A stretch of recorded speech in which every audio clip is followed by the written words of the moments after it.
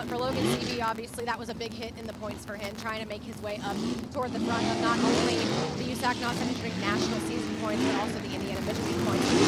A three-time victor of the week. Tease something with our friends at Dirt Draft, and we've done it the last couple races. Usually it's been you and I, Brian and I, and then last night it was me versus Cannon McIntosh. Well, Cannon McIntosh simply smoked me in Dirt Draft, so tonight he's going to go against Kevin Thomas Jr. Wise pick of both of them to choose each other. Both of them have been run really good recently, and one more time, it's been so fun to kind of get this activation and see a little bit more of the drivers. I wouldn't really say personalities, but maybe sometimes how good they are at choosing their competitors. I think it has a lot to do with personality and the way that you see how carefully they're choosing the order and how carefully they're spending out $100,000 in hours that you get on Dirt Draft each night. So Kevin Thomas Jr. and Cannon McIntosh both picking themselves first and foremost, which I think if it were my situation, I'd do the contrary. So if I were a driver and I were playing against Drake York, who's also a driver, I'm picking Drake York. I'm going to get into your head. So it's an interesting approach. It does not surprise me at all, because if you ask anybody in the pit area if they think they're going to win tonight, the answer is undoubtedly almost always yes. Well, Brian, things are speeding up right behind us, and we're going to get out of the way before we get roosted, but don't go anywhere. We got Sprint Car Hot Laps next for you here on FloRacing. Thank you very much. Sprint cars whittle down to their opening flight of Hot Lap and qualifying. We'll have Dr. Sullivan on the call for the sprint cars. And a stout field of midgets, a stout field of sprint cars on hand here tonight. Really are, Brian. 38, as we mentioned, sprint cars on hand tonight. Again, we qualify within groups. Group 1 will have Chance Crum from Snohomish, Washington, the 26, Braden Fox, the 53 from Avon, Kyle Johnson from Greencastle in the 99J, Raisin City, California's Mitchell Moles, the 19AZ, Chino Hills, California's Eddie Tafoya Jr., the 51, Charging Charles Davis from Buckeye, Arizona in the 47, California's Ricky Lewis in the 41, from the land of 1,000 lakes, Minnesota, Rob Cahoe in the 78, Sam Hines in the 71H, and Zach Pretorius in the 9Z machine.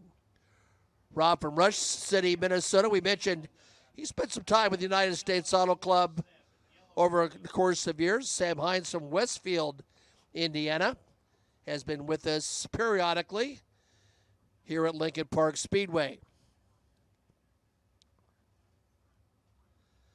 A little more luck with the weather at Lincoln Park than we've had at Bloomington Speedway.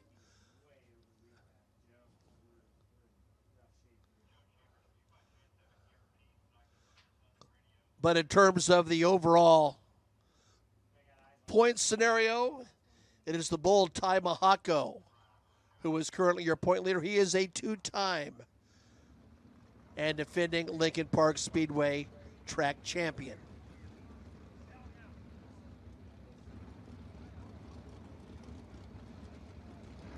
Ty Mahako comes in with 320 points, 18 points ahead of Braden Fox. Brandon Spencer, a winner this year at 276. Harley Burns, last year's Bloomington champion at 274. And Seth Parker, the 38P from West Terre Haute, Indiana.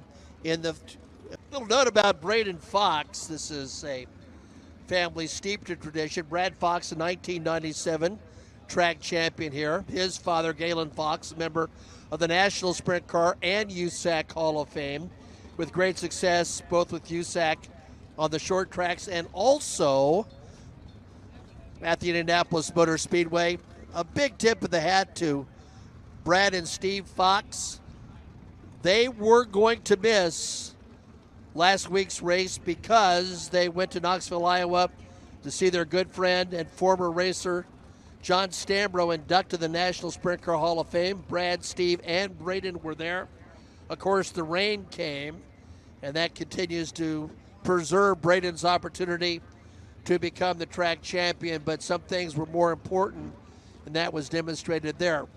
In many of John Stambro's great years, probably his greatest years, in the 57 of Paul Hazen and the 53 of the Fox brothers. So nice to see them at Knoxville, Iowa.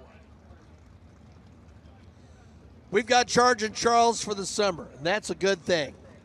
Life with Charging Charles Davis is always better.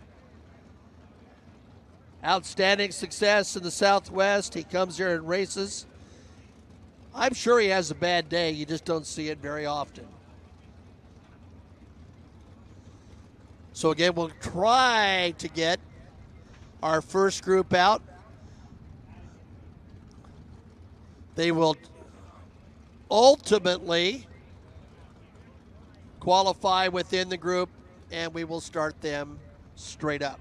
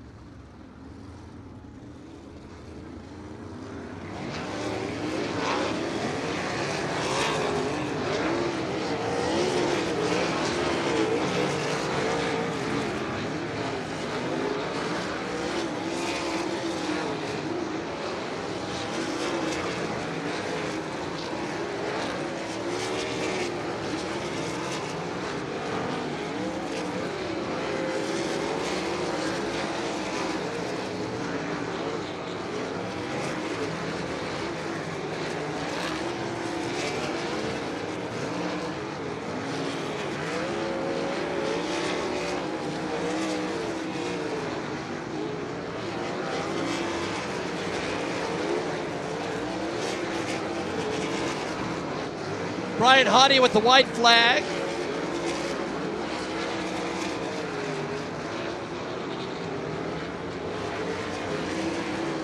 A little smoke there from Sonoma Watson as Chance Crum as he pulls into the infield.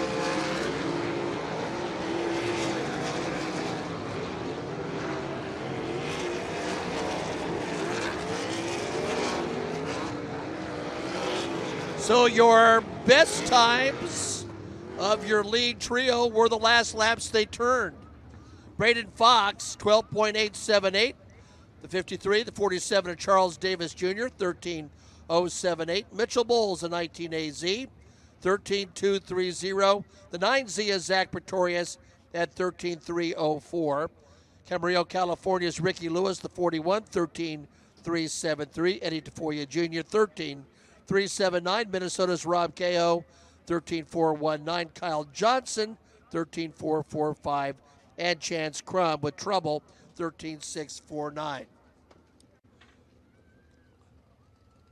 Four groups tonight for heat races.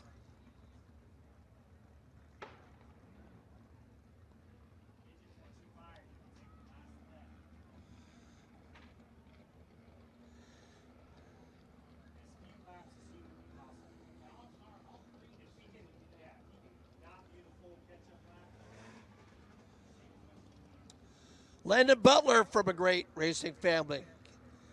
Galveston, Indiana in car number 18. Peoria, Arizona's Ty Mahako in the 24P. Jamie Paulcart, two-time defending champion. 8P of Andrew Prather. He's been a regular in the area for a number of years now. He'll also be out. Jaden Rogers, former USAC Rookie of the Year, the 17 GP from Worthington, Indiana. The 0 of Kyle Shipley. From Arizona, good to have Kyle Shipley with us. Illinois' Mario Klauser, midget standout, former War Series champion. Brazil, Indiana's Harley Burns, the 16B, excuse me.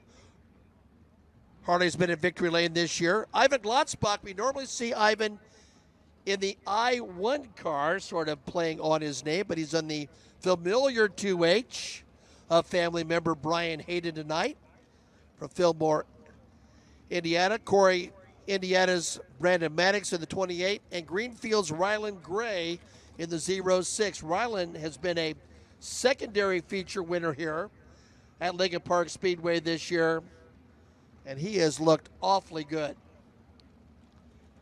Really starting to show some promise.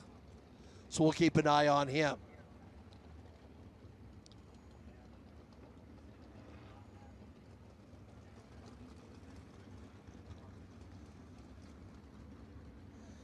Andrew Prather calls Martinsville, Indiana home. Good to have him with us as always.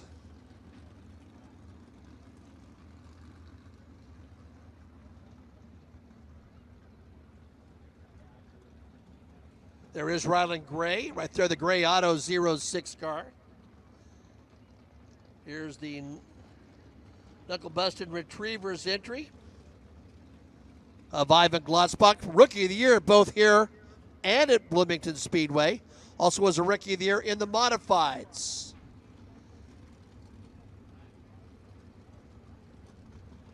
Brandon Maddox, former USAC Most Improved driver in the course of his career.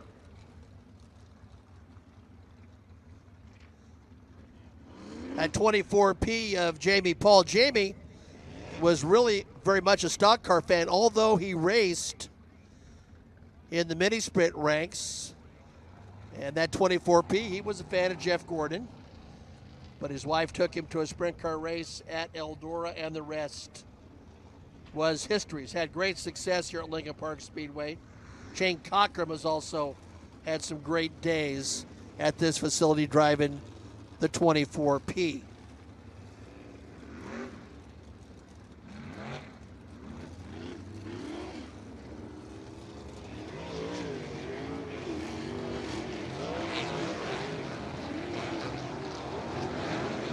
The Timberlands 16, that green and blue car, that is Harley Burns. He's had a really solid campaign this year.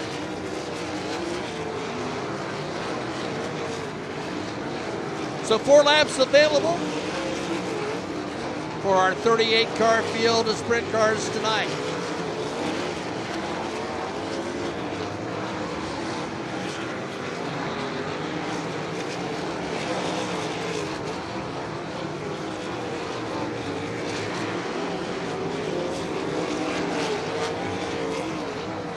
Boy, you hate to get bottled up with these qualifying sessions in groups, and like Mario Klauser might have been bottled up for just a second. And that group right there really needed to create a bit of separation. Although Riley Gray at the rear of that group thus far has been relatively strong.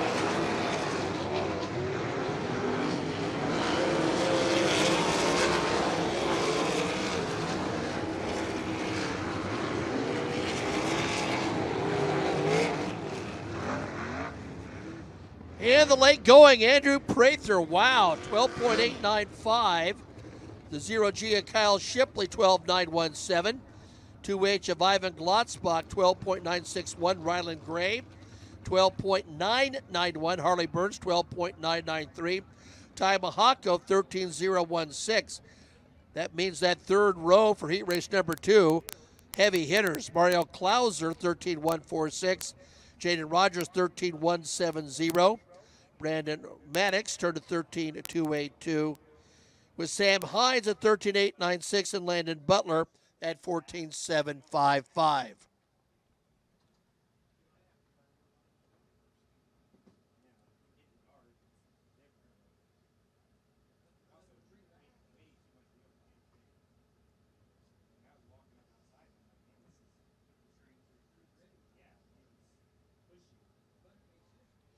A.J. Hopkins been a track champion here, Bloomington, as well as Paragon Speedway, back in the Jerry Burton Masonry 04 on the back straightaway, a car in which he's had so much success.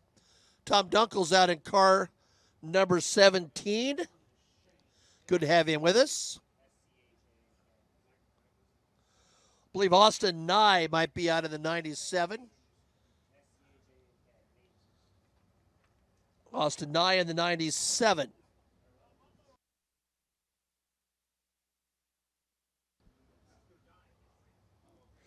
Nathan Shank from Peoria, Arizona will be out in car number 1. Jack Hoyer, the 11. Again, he's a guy who's made some noise at US 24 Speedway in Logansport and also at Circus City in Peru, or whatever iteration of name that is. He's had a chance to race for the legendary Paul Hazen.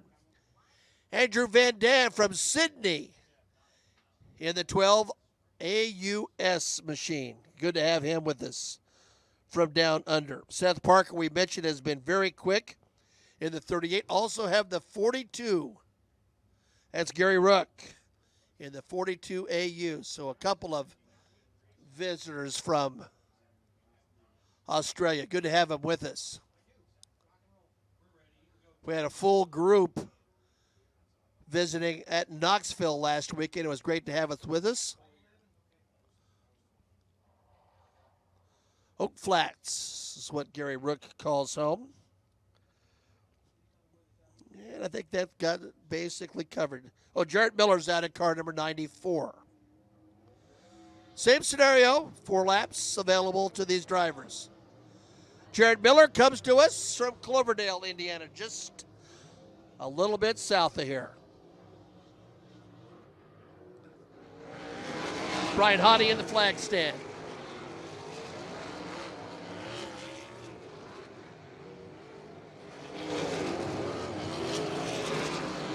Early in the going, Jack Hoyer, then A.J. Hopkins has reasserted himself.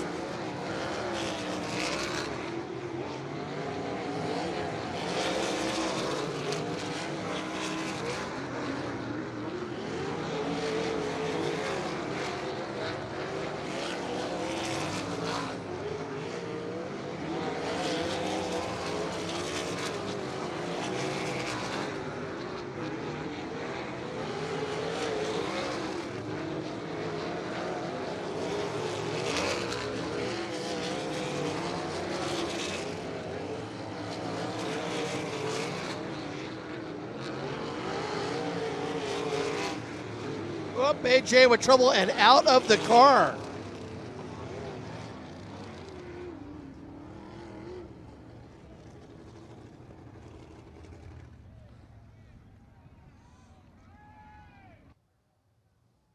We're getting to him. We see it.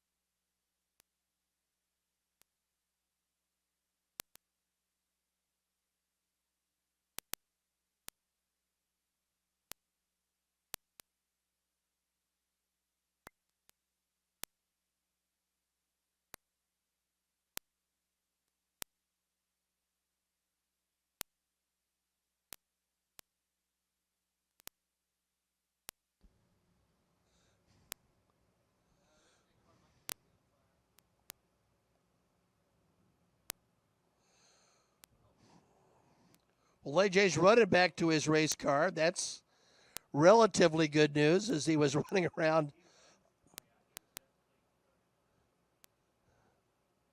Yeah, that's a scary moment. And obviously we got a quick response there from our infield crew and then ultimately the full-fledged fire, but really don't see anything with regards to the car.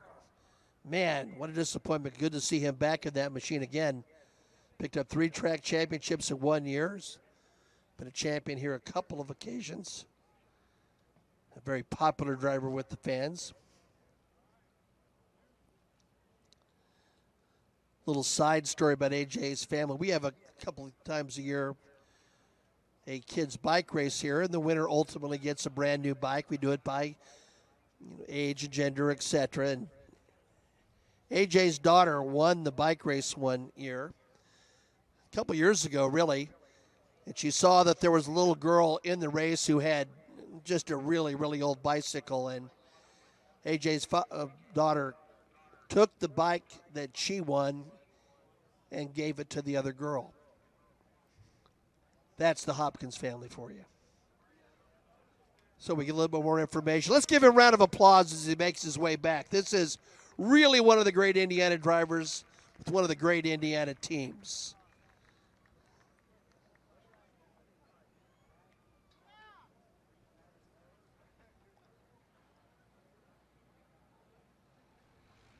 So had we completed that?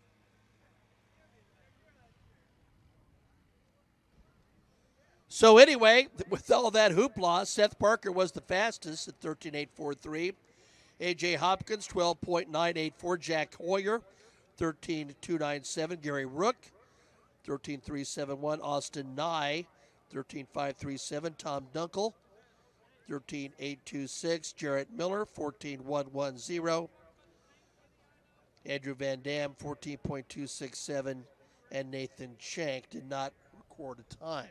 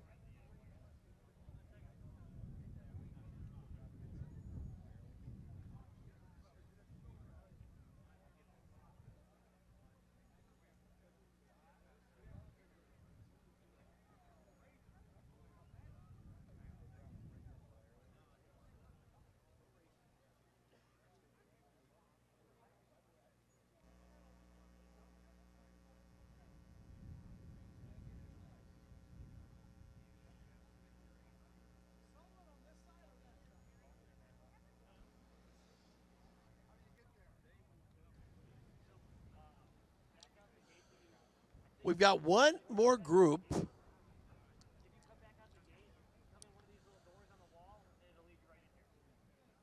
set to qualify the sprint cars, and we'll turn things over to the midgets. Travis Thompson will be out in the 7T machine.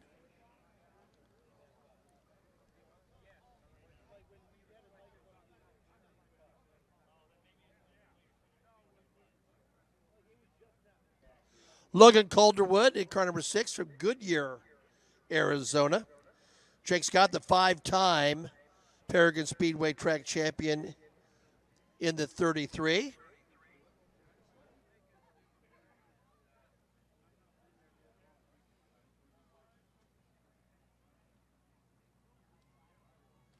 James Boyd from Villa Grove, Illinois will be out in the 16. Tony Helton, he's been a winner in a secondary feature here, often races alongside Jake Scott. He's in the ace number 87. John Sluss from Indianapolis, the 4R machine. Dalen Chambers, the 4C. And Brandon Spencer in the 22.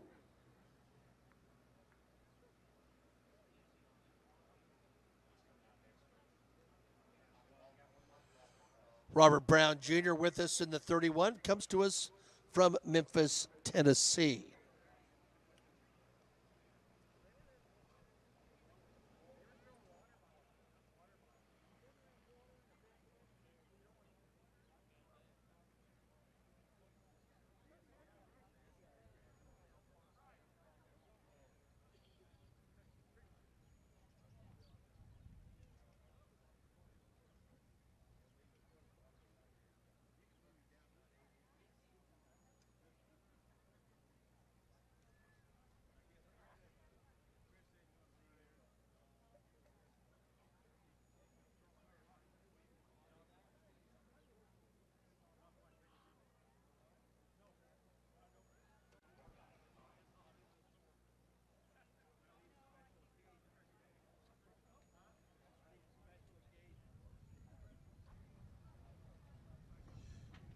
Many of the folks here that are regulars know the story of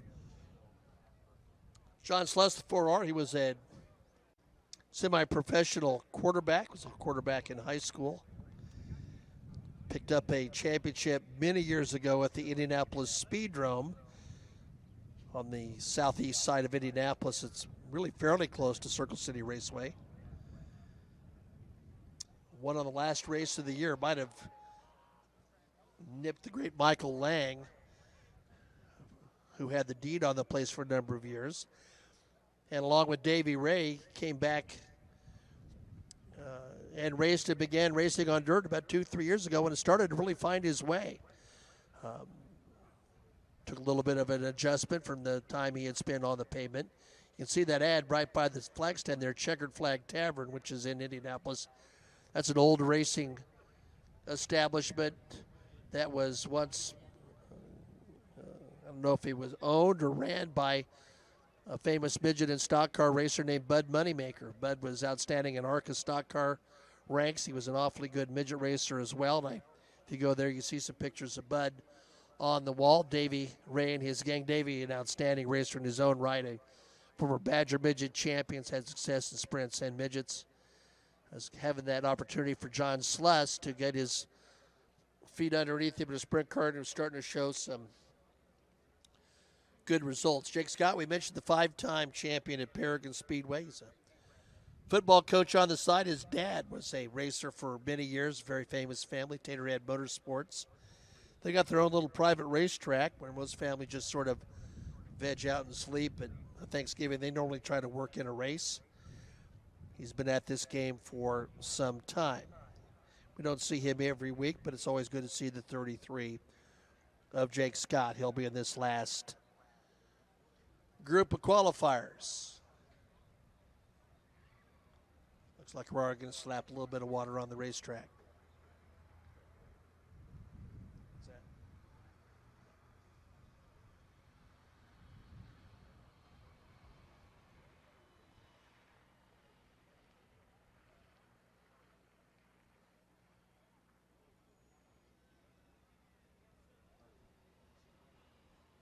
So still administering assistance over by the medics. We're going to throw a little bit of water on the track in order to help preserve it and keep it for tonight's racing action here on the FloRacing broadcast. We'll be back in just a moment.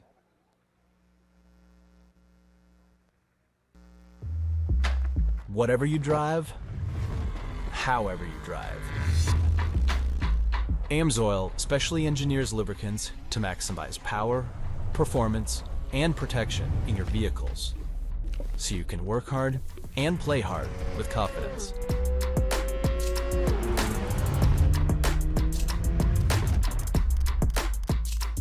Order online at amsoil.com.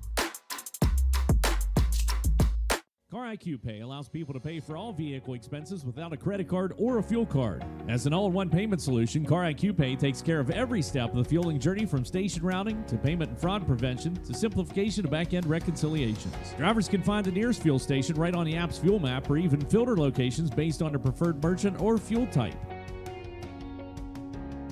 It's seamless. Just a quick enter of the pump number and you're ready to fuel up. Car IQ Pay generates an automatic virtual receipt that enters into a single transaction ledger, giving fleet operators a complete simplified view of their total spend. What's even more, Car IQ Pay gathers vehicle data to give fleets complete transparency into their fleet, from route behavior to overall share of wallet. Car IQ, the better way for fleets to pay. Find out more at gocariq.com.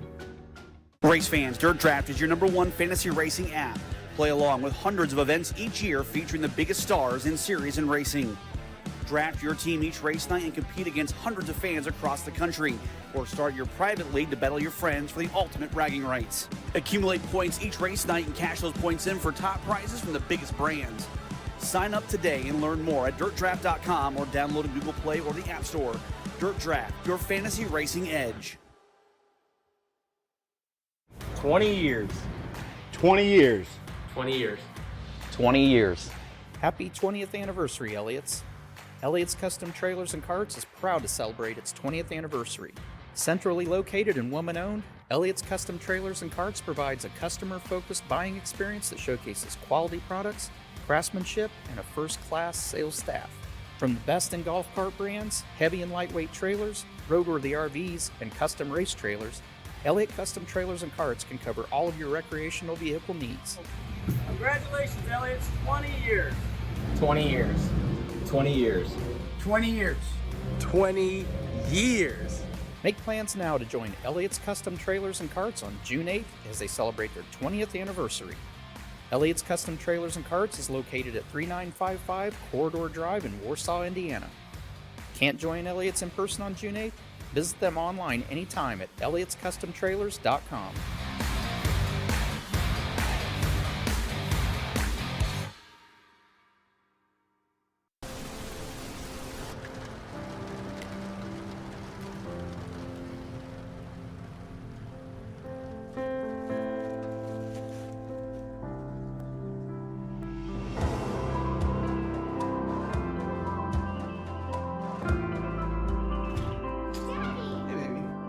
Did we help someone today, Daddy? Yeah, kiddo. We did. Race fans, use code RACE for 10% off of a full roof replacement from our executive collection.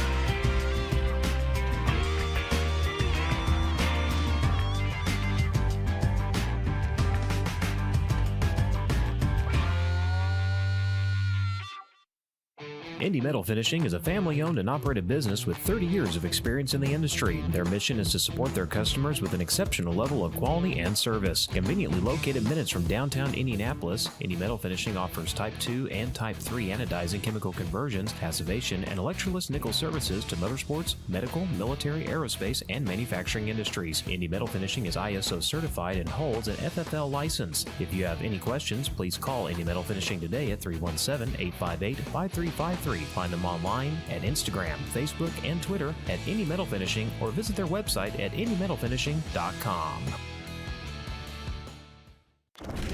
Welcome to our world. A world of dirt, drift, and dodging fate. A world where all of motorsport collides. A world of digging deep, of grit, glory, and bitter defeat. Inhabited by the strong, the fearless, the barely sane. Welcome to our world. Welcome to the world of NOS. Here at Honda Off-Road Factory Racing, we use Steal It.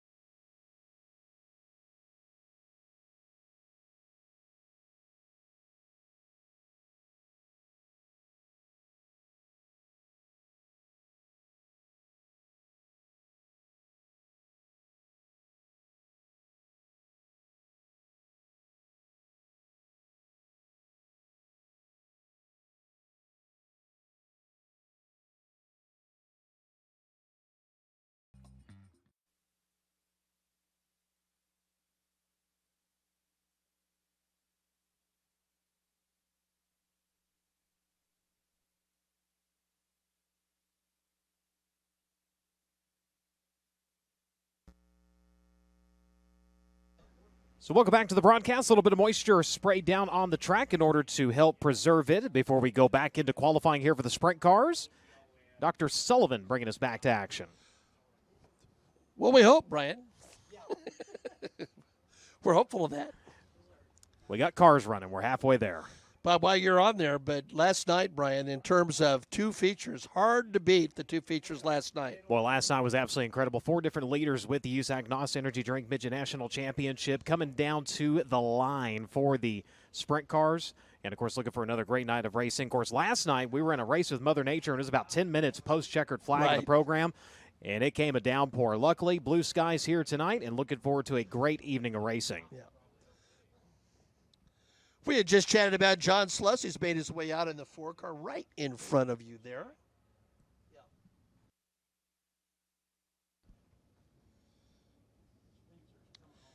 There goes Tony Helton in the 87 machine. Here goes Brandon Spencer again. He's been very fast this year. He's been at victory lane in car number 22. And he's a guy who can make some noise before it's all said and done in terms of a track title here at Lincoln Park. Pretty tough to unseat Ty Mahako, and right now we mentioned that Harley Burns is on a bit of a roll, but one who certainly would be in position to do so is Brian Spencer in that DRC Williams Racing entry.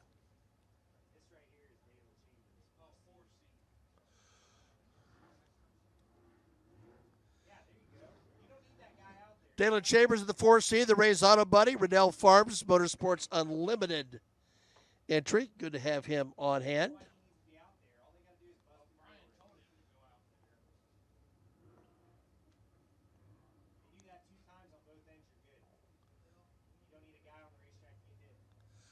Tony Helton in the Ace Corporation, J.R. Miller Construction entry. We mentioned again, commonly a team car, if you will, with Jake Scott, who also has the Ace Corporation, Weikert Realtors, Next Door Apparel, Porter Sealing Systems, and G&G Oil as sponsors on his machines.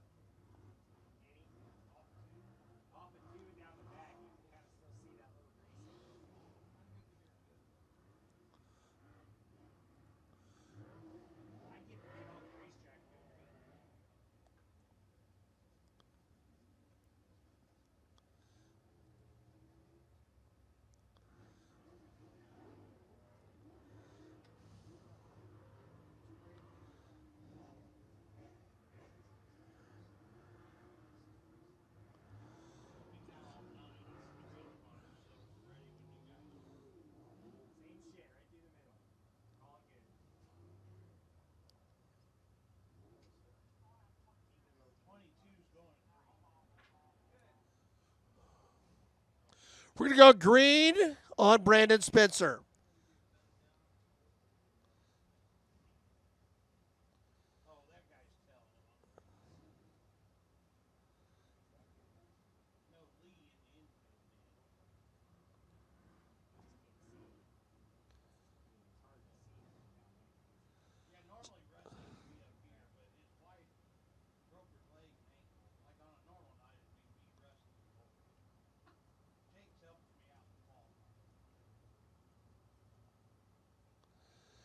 So Brian trying to get him spread out a little bit for this final session.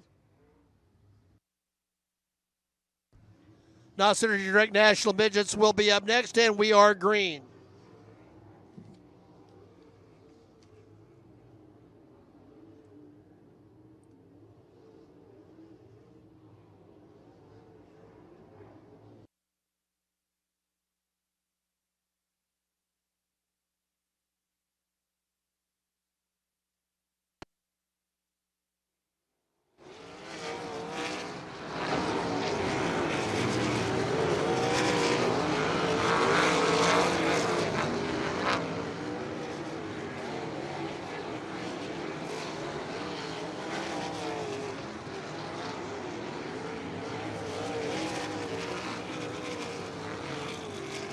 Jake Scott has moved to the top spot. We'll see if that continues to hold with John Sluss and Logan Calderwood in pursuit.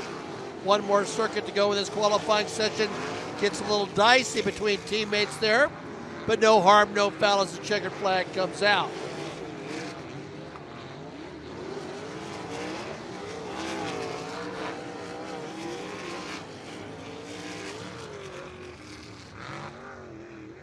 Jake Scott, the best at 12.931.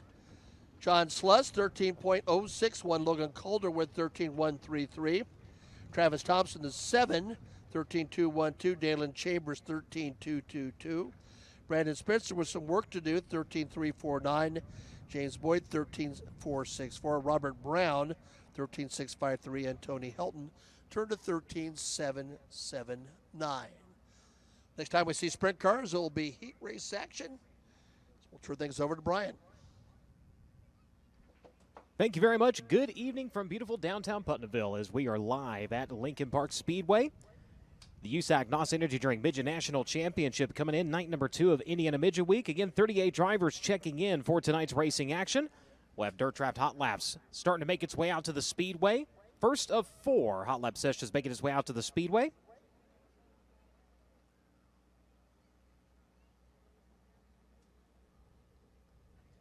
Dirt Draft is the first and only fantasy racing app where you can compete against fans from all over the world by choosing a team of 5 drivers from each USAC event. Based on your driver's results from tonight's event, you are then awarded points that you can use for USAC tickets, broadcasts, merchandise, and much, much more. Download the Dirt Draft app or visit dirtdraft.com and use referral code USAC when signing up to get a free t-shirt.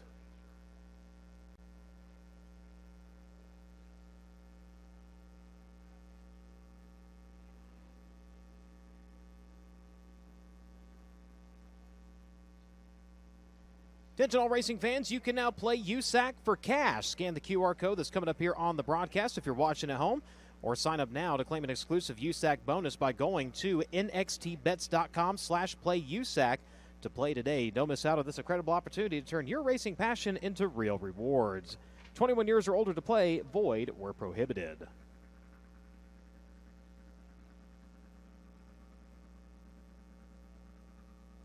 So quick adjustment of the infield tractor tires here before we roll into Dirt Draft Hot Lap session number 1. Couple of cars already out onto the Speedway.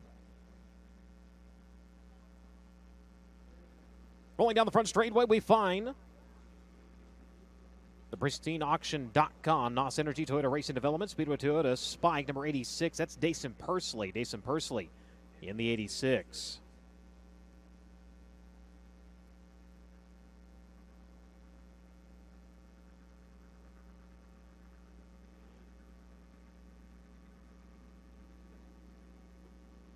Last night's feature winner on track. He comes to you out of Oklahoma City, Oklahoma, piloting the JBL IWX Mobile One Curb Records, KKM Curb Agajanian, Speedway Toyota Link number 67. That is Ryan Timms. Ryan Timms in the 67. Cannon McIntosh here on the front straightaway. Comes to you out of Bixby, Oklahoma, driving the gear wrench number 71K.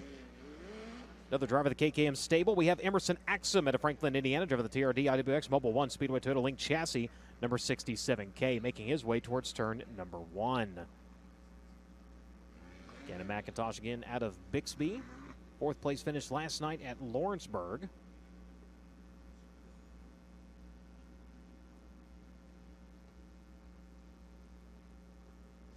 Driver to Coleman, Alabama, rolling to the back straightaway. In the Inferno Armor Rockwell Security Smith Titanium Stanton SR11 Spike Chassis, Mount Stout Motorsports number 9. That is Kevin Thomas Jr. Kevin Thomas Jr.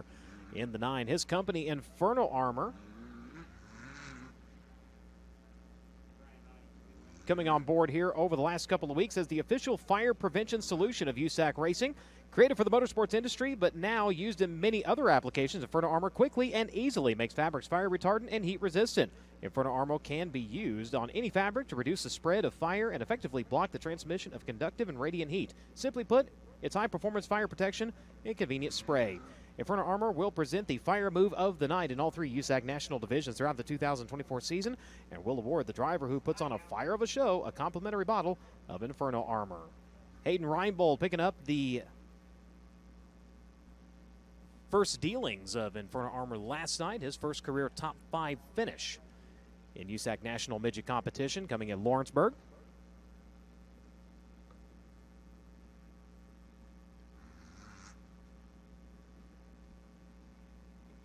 Kyle Cummins on the back straightaway out of Princeton, Indiana, driving the Oshwicken Speedway SR11X powered Spike chassis, a lead Midwest Lawn and Landscaping. Lynn Steyer's Racing number 3G. Again, Cummins in 3. The 91 here in the front straightaway, that is Lance Bennett out of Aurora, Colorado, driving the Simpson Go Fast Energy Drink, Stanton Spike chassis, Buckeye Welding Supply number 91. He'll make his way into turns 1 and 2. Driver making his way out of the Rocky Mountain Midget Racing Association to compete here this weekend. Weston Gorham out of Colleyville, Texas on track. He will bolt to the back straightaway. In the Second Opinion Auto Pulse Racing Innovation NPD IPC SR11 Spike chassis number 18 in. Mike Dickerson owned machine, going to make its way.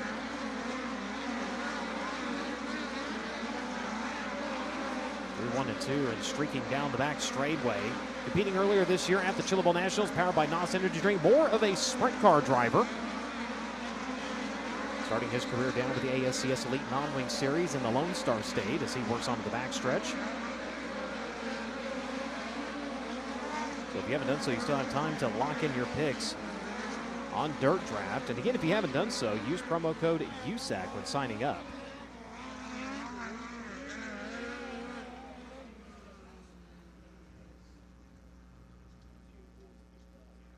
Dason Pursley quickest in that opening flight. Devil of a lap at a 12.666, 12.666 seconds for the driver of the number 86. Ryan Timms, 12.782. Cannon McIntosh at a 12.793. Emerson Axum at a 12.801. Kyle Cummins, fifth quick at a 13.187.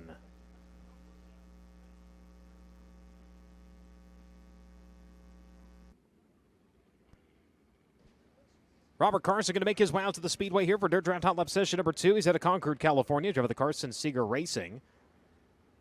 Esslinger Spike, MPD RPG, Backwoods MC, LOK Enterprises number 99K. Into turn number 1, Ricky Lewis at Camarillo, California. Driver the Middle 1 Performance Products, Borner Welding, Acro Lube Grease, Lucky 7 Technologies number 54. Making his way onto the back straightaway.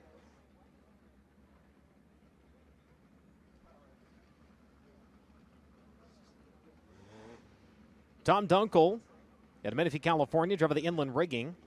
Oak Hills Postal, Dunkel Farms, Osborne Speed and Machine, one-way powered Spike chassis number 17A. Driver the Josh Ford Motorsports entry, making his way around to the front straightaway.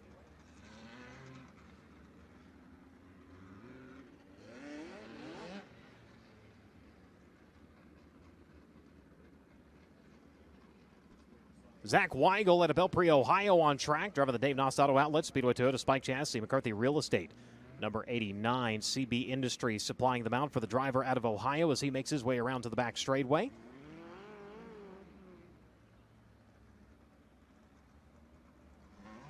Logan Prickett going to make his way around to the front straightaway. Driver out of Shelbyville, Indiana, driver the Pest Assassin, Boiler Up Racing Club, Stanton SR11X, Bullet by Spike, MKP Racing number 37.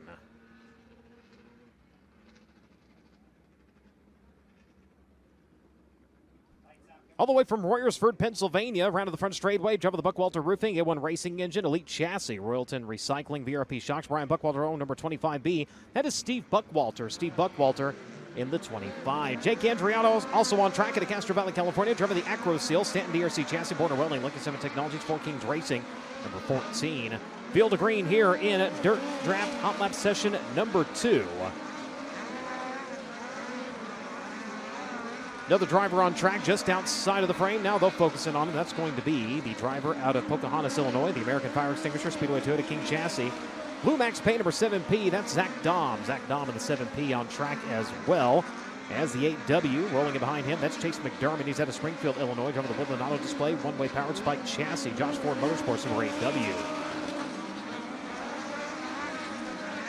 So Dason Pursley again with the time to beat here in Dirt Draft Hot Laps at a 12.666. And problems with the 99K rolling slow in the Don and Linda O'Keefe owned number 99. Been a few years since Don and Linda have been able to make their way up to the Chillable Nationals powered by NOS Energy Drink. We hope they are doing well.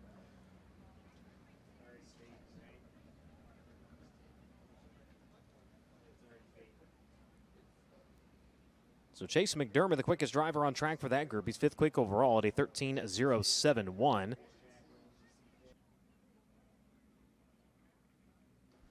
Track record, a 12.383 established by Kyle Larson on June 9, 2019. 90.85 average miles per hour for the Elk Grove, California driver.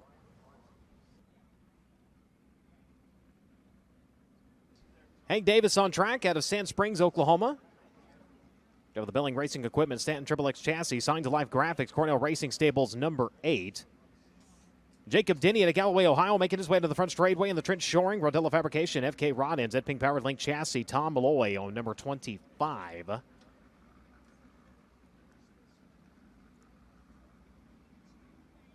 The OG, Glenn Stiers out of Ashwiken, Ontario, Canada, driving the Glenn Stiers Racing, Ashwiken Speedway, Elite Kaiser, Stanton SR11X Spike Chassis, number 0G, making his way onto the back straightaway.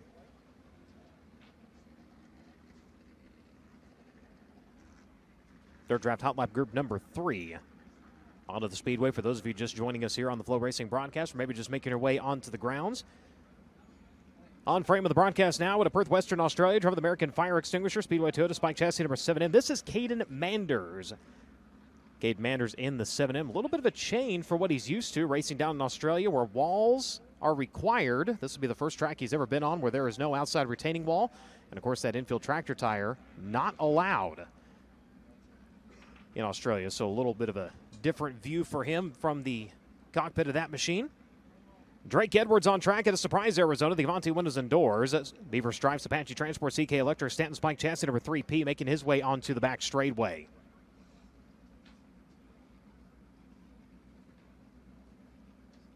Blake Brannon out of Morgan Hill, California, driving the Kaiser wheels of Vance Shocks, Brandon Corporation, Western Speed, Klotz Synthetic Lubricant, Speedway Toyota, Spike Chassis number 40. Former Focus Midget champion. Making his way through turns at 3 and 4.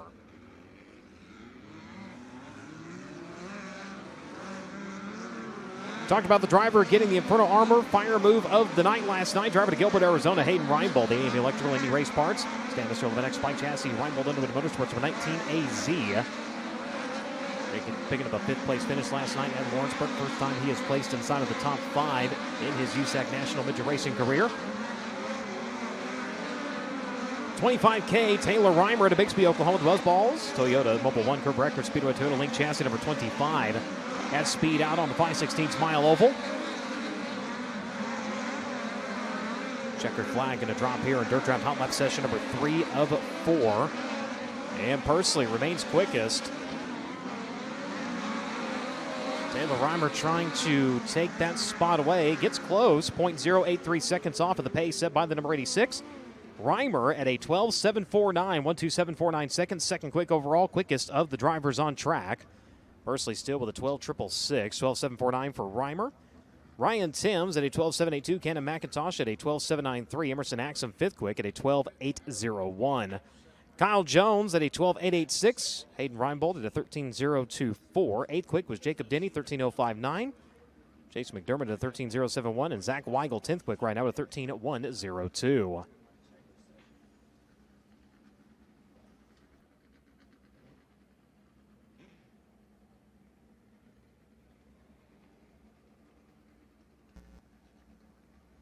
Gavin Miller out to the Speedway out of Allentown, Pennsylvania, driving the Sound Gear, Speedway Toyota Link Chassis, Toyota Racing Development Mobile 1, number 67. Mechanical problems last night for the driver out of Sutter, California, making his way into turns 1 and 2. The Indy Fuel, AP Driver Development, Prime 47, Drexel Interiors, CGCPA's Indy Custom Zone, MPV Express, number 57. That is Logan Seavey. Logan Seavey in the 57.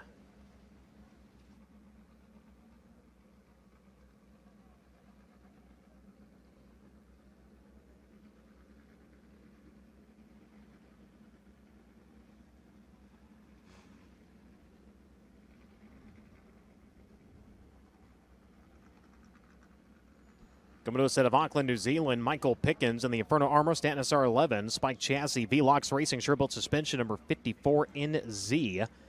Last time he took on Indiana Midget Week was 2019.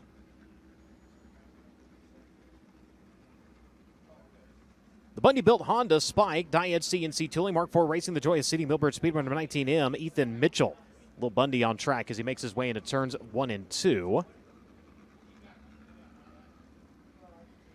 Approaching the 100 career USAC National Midget Start threshold.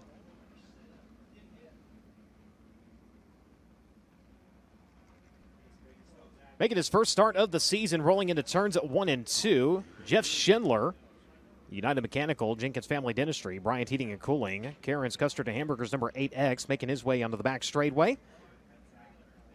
Justin Grant on track, the NOS Energy Drink and ViroFab, MPV Express Toyota Spike Chassis number 2, making his way here down the front straightaway.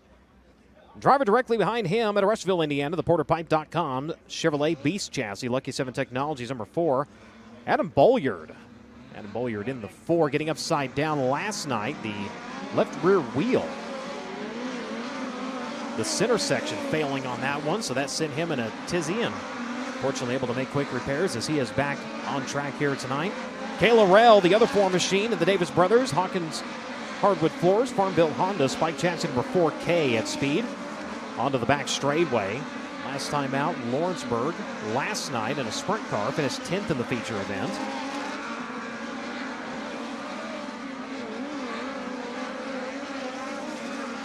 Looking over the Speedway, and another driver we haven't told you about yet. She'll show up on frame here. Jade Avedissian out of Clovis, California. The Mobile 1 TRD Peels Curb Records IWX Speedway Link chassis number 71.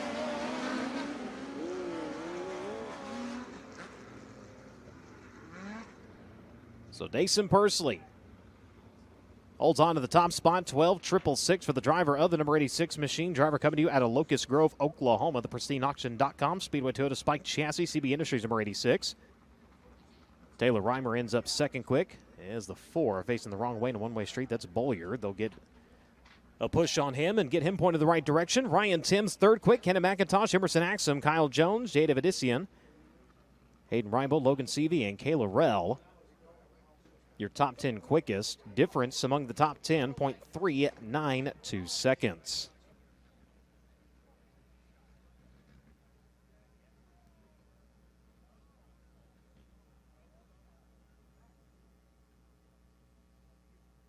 Honest Abe Roofing qualifying set to make its way out to the Speedway here in just a moment. Honest Abe Roofing, America's Reliable Roofer, will present the Fast Qualifying Award for all 3 USAC national divisions throughout the 2024 season. Honest Abe has been installing, repairing, and maintaining residential roofs since 2005, and they want to give you the perfect roof to protect your home and keep you comfortable. Honest Abe provides the fastest service in the roofing industry, and they're supporting the fastest driver in qualifications. Visit honestaberoofing.com today to schedule your free roof inspection.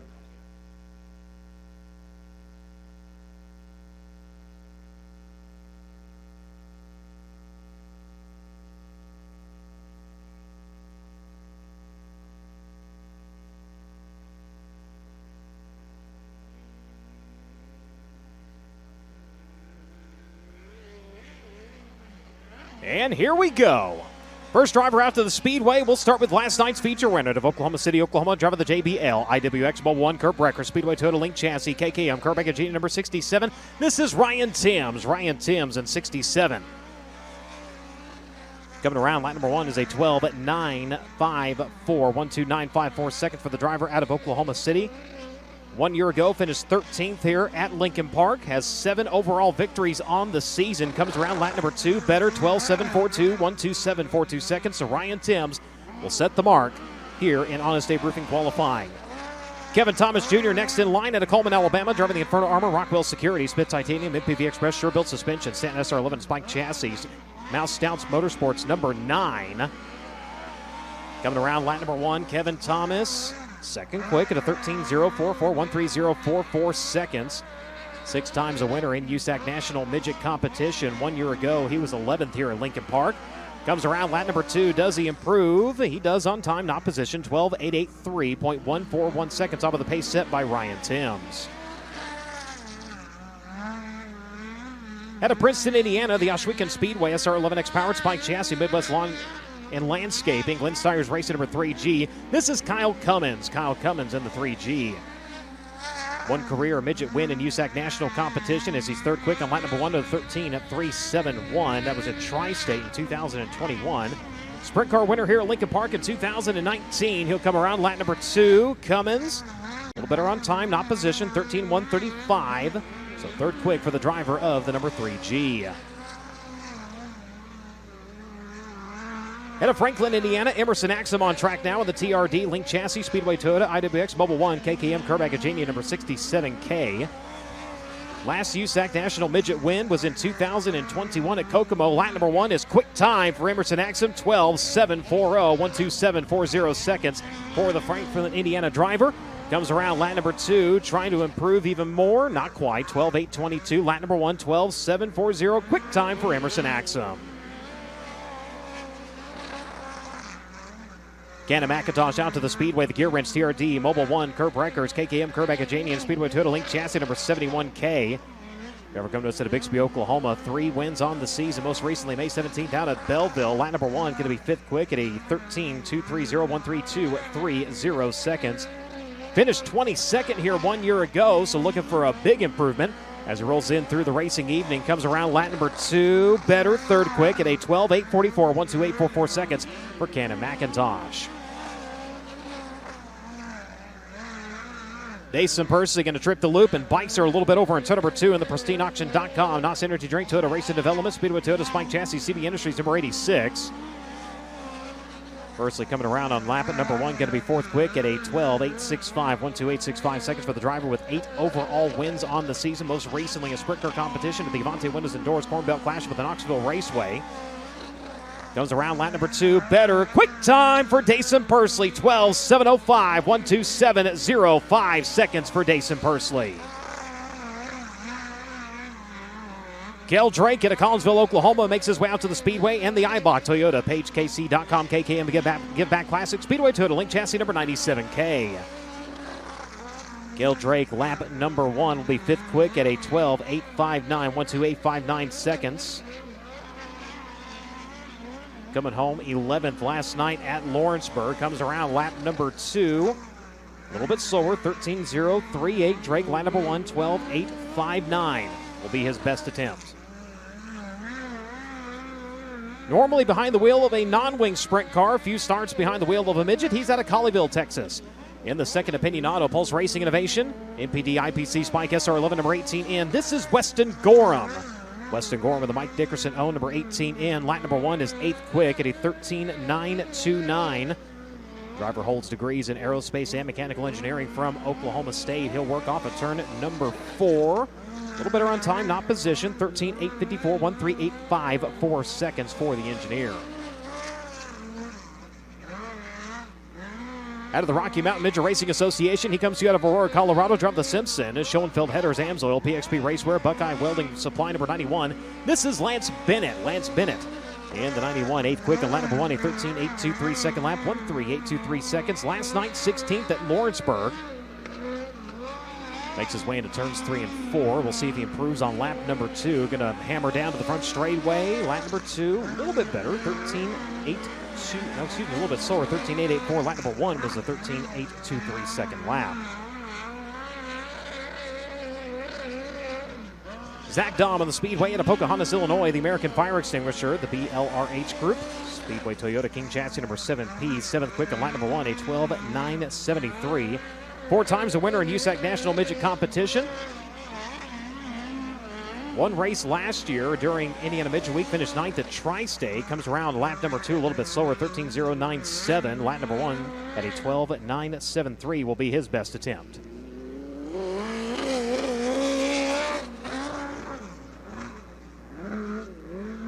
All the way from Royersford, Pennsylvania, the Buckwalter Roofing, Royalton Recycling, A1 Racing Engine Elite Chassis, VRP Shocks, Brian Buckwalter, row number 25B. This is Steve Buckwalter. Steve Buckwalter in the 25B, 11th quick, and lap number 1, 14.005, 140.05 seconds. 23rd last year here at Lawrenceburg at the feature event, has 40 Midget Week feature starts and 1 career victory. Comes around lap number 2, 13.877, a little bit better on time, 11th quick for Steve Buckwalter. Out of Camarillo, California, General Metalloid 1 Performance Products, Borner Welding, Acro Luke Grease, Lucky 7 Technologies, 4 Kings, number 54. This is Ricky Lewis. Ricky Lewis in the 54. Coming around his opening lap's going to be 9th quick at a 13.445, 13445 seconds for the driver of the number 54 machine. A little bit better on lap number 2. 13.029, 8th quick for the California racer.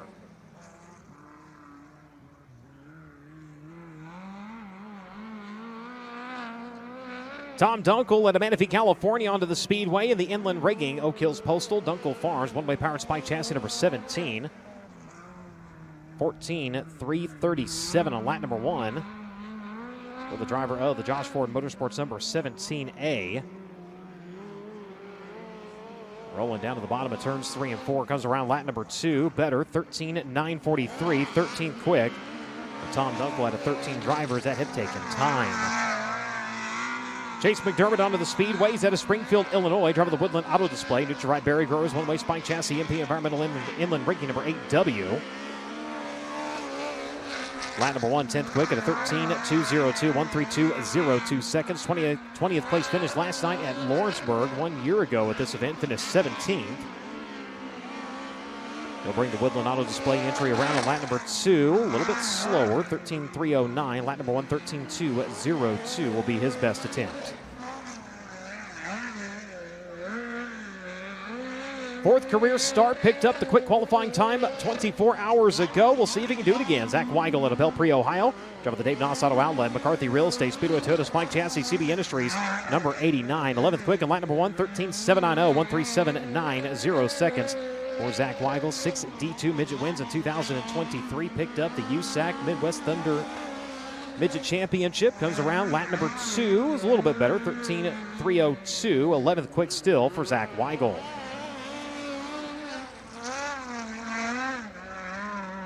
First start of the week out of Shelbyville, Indiana. Driver the Pest Assassin, Stanton SR11X, Bullet by Spike, Boiler Up Racing Club, MKP Racing number 37. This is Logan Prickett. Logan Prickett in the 37.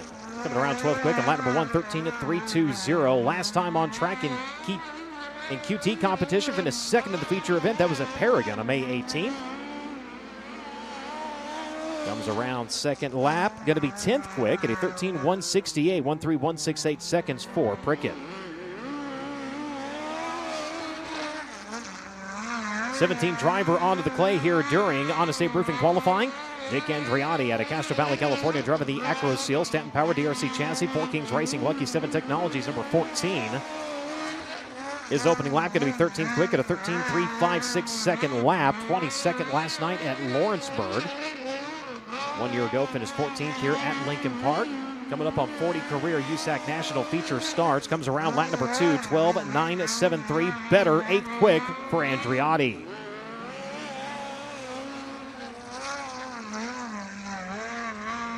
Last night's Inferno Armor Fire Move of the Night recipient at Gilbert, Arizona, the AME Electrical Indy Race Parts, Stanton SR11X, Spike number 19AZ. This is Hayden Reinbold. Hayden Reinbold in the 19AZ, 14th quick in lap number 1 at a 13.369. Lawrenceburg last night, 5th place finish 1 year ago here, finished 21st in the feature event. Coming up on 80 career national feature starts here in USAC Midget competition. 10th quick on lap number 2 at a 13.089, 13.089 seconds.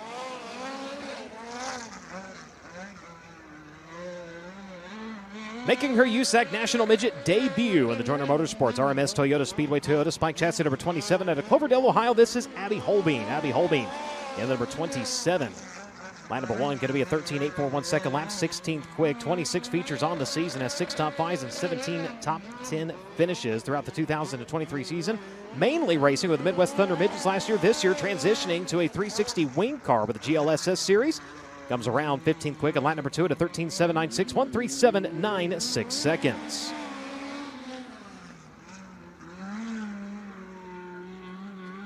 Driver out of Ohsweken, Ontario, Canada, driver the Glenn Steyers Racing, Stanton SR11X, Spike Chassis, Ohsweken Speedway, Elite Kaiser Wheels, number 0G. This is Glenn Steyers in the 0G. 20th quick, 14.512 on lap number 1. He's raced sprint cars, modifieds, and late models so far this year. 22 features so far. Has 1 top 5 and 8 top 10 finishes on the season. Comes around lap number 2 for Steyers. Going to be a 14.343. Better, 20th quick for the 0G.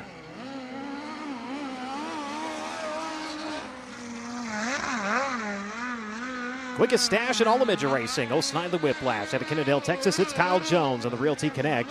Smiley's Racing Products, Joyner Motorsports number 27. Last night, unfortunately, a DNF at Lawrenceburg, an 18th place finish credited for the number 27X. Lap number 1, going to be 15 quick for him at a 13.729. 137.2 at 9 seconds for Kyle Jones. Lap number 1. Lap number 2, going to be better. 13.241, 14th quick for the Kennedale, Texas racer. Everybody's still chasing Dason Pursley's 12.705 second lap. He sits atop of the Honest Abe Roofing qualifying speed charts at the moment. Hank Davis on the Speedway now in the Belling Racing Equipment. Stanton Triple X Chassis number 8. 21st quick, a 13.803, 13.803 seconds for Davis out of Sand Springs, Oklahoma. 1 win on the season, North Alabama on April 5th. Comes around lap number 2, better, 13.314. Issues on the ignition last night, sidelining him early. See if the Cornell Racing Stables entry able to go the distance here tonight. Driving the Speedway now, also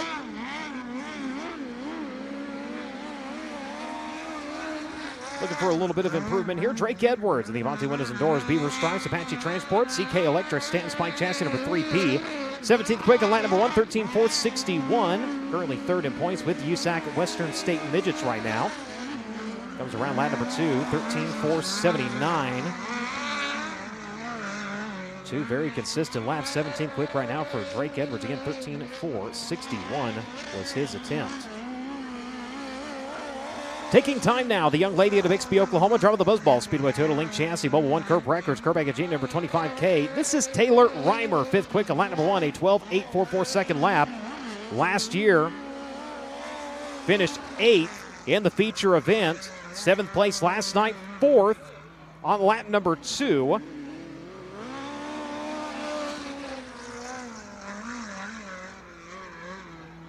(12.844), lap number 1. She ties with Cannon McIntosh, but she will get the nod.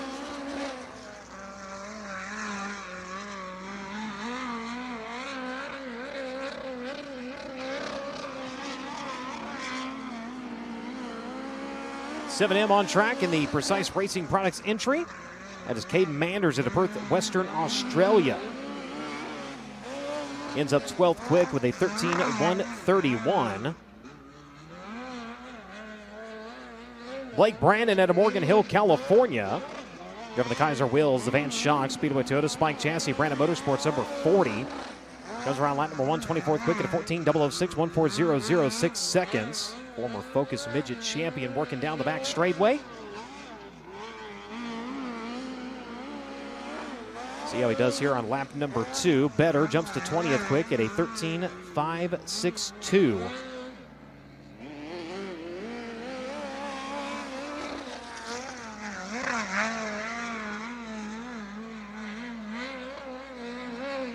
Jacob Denny on track now, driver to Galloway, Ohio, driver the Trent Shoring, Get Peak Powered, Link Chassis, FK Broadens, Rodella Fabrication, Tom Malloy, number 25. 14th quick and lap number 1 is a 13.160. 9th place in last night's feature event at Lawrenceburg 1 year ago. Finished 12th here in Lincoln Park.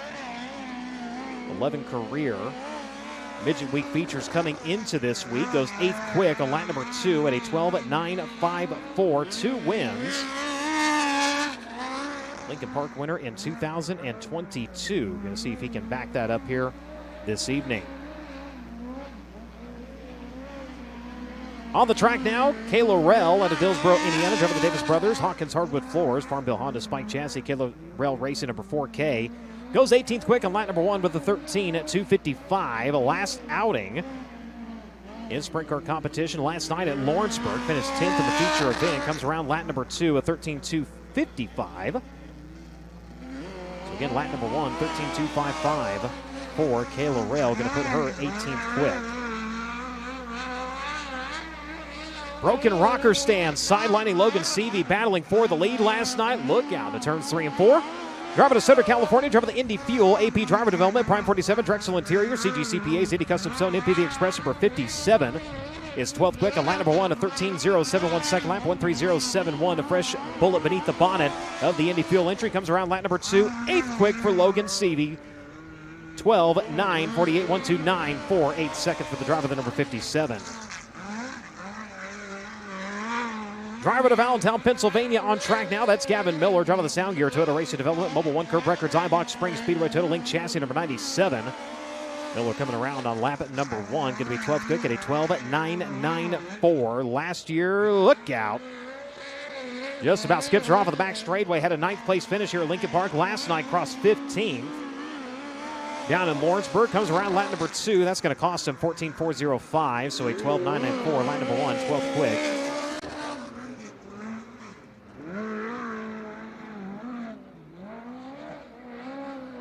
Ethan Mitchell on track now to Mooresville, North Carolina, driving the Dyed CNC Tooling, Mark IV Racing, Bunnyville Honda Spike Chassis number 19M. 23rd quick on lap number 1, a 13.350. Finished 19th here at Lincoln Park 1 year ago.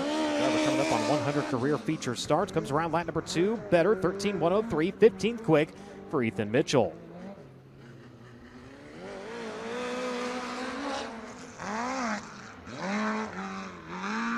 32nd driver to take time. Adam Bolliard out of Rushville, Indiana, driver of the PorterPipe.com Chevrolet Beast chassis. Lucky 7 Technologies, Bolliard Racing, number 4. First time attempting Midget Week here. Last night, 23rd in the feature event. Midget got upside down, the wheel center failing. And that sent him tumbling over in turns 3 and 4. 14.279 on lap number 1. Lap number 2 is a 14.017, 30th quick for Bolliard.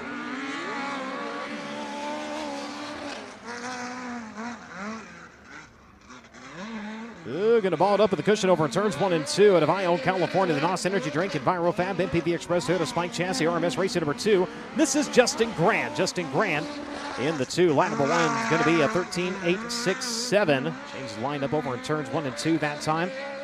Grant, a 6th place finish last night at Lawrenceburg 1 year ago. Finished 4th here at Lincoln Park. Comes around a lap number 2. Better, 19th quick for Justin Grant, 13.190.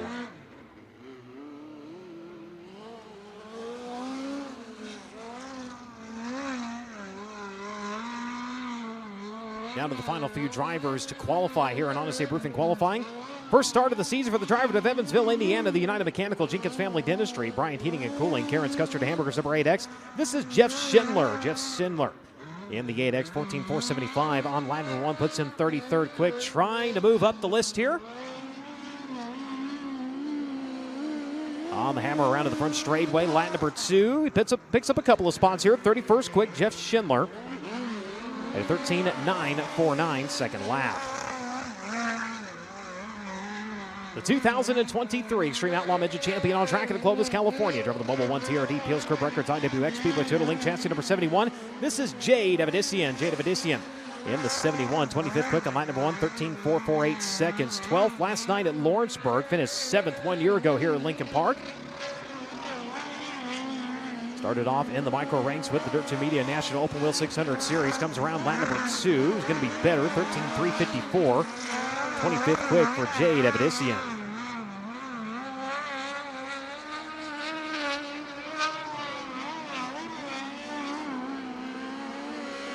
On the track now with the Mount Stout Motorsports, number 54 NZ. This is Michael Pickens. Michael Pickens, 23rd quick on lap number 1, 13.269. Finished 14th last night at Lawrenceburg for the 10-time New Zealand Midget Champion. Comes around a little bit better on lap number 2 on time, not position, 13.258. 23rd quick for Michael Pickens.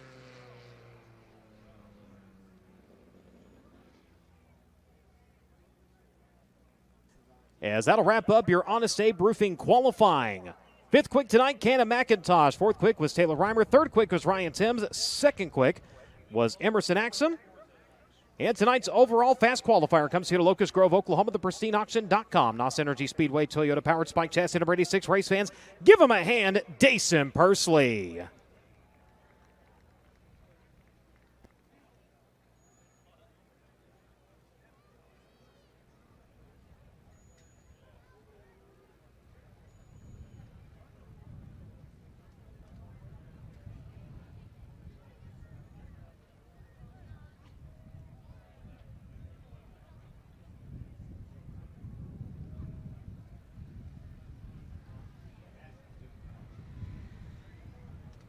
Third time in his career, Dason Pursley has been the overall quick qualifier here with the USAC NOS Energy Drink Midget National Championship.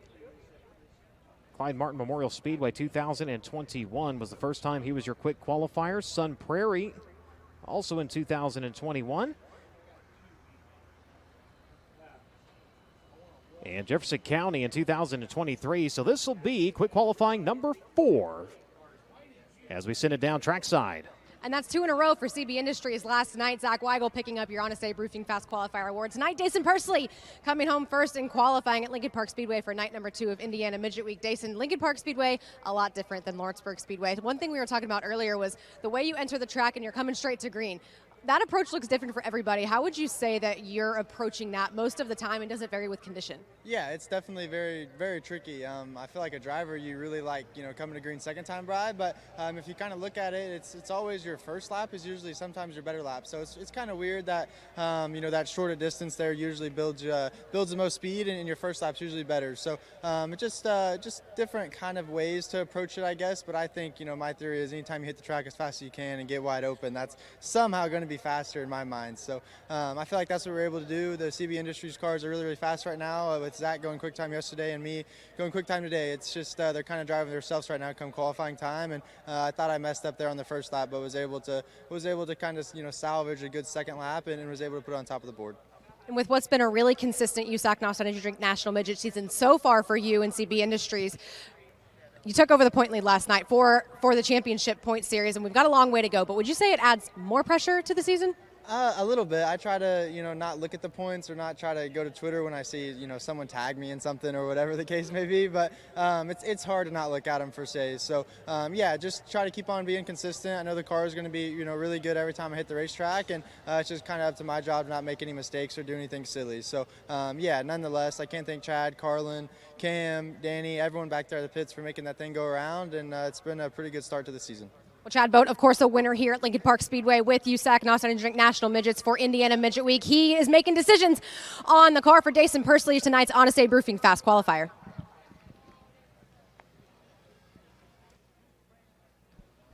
Thank you very much, Christy.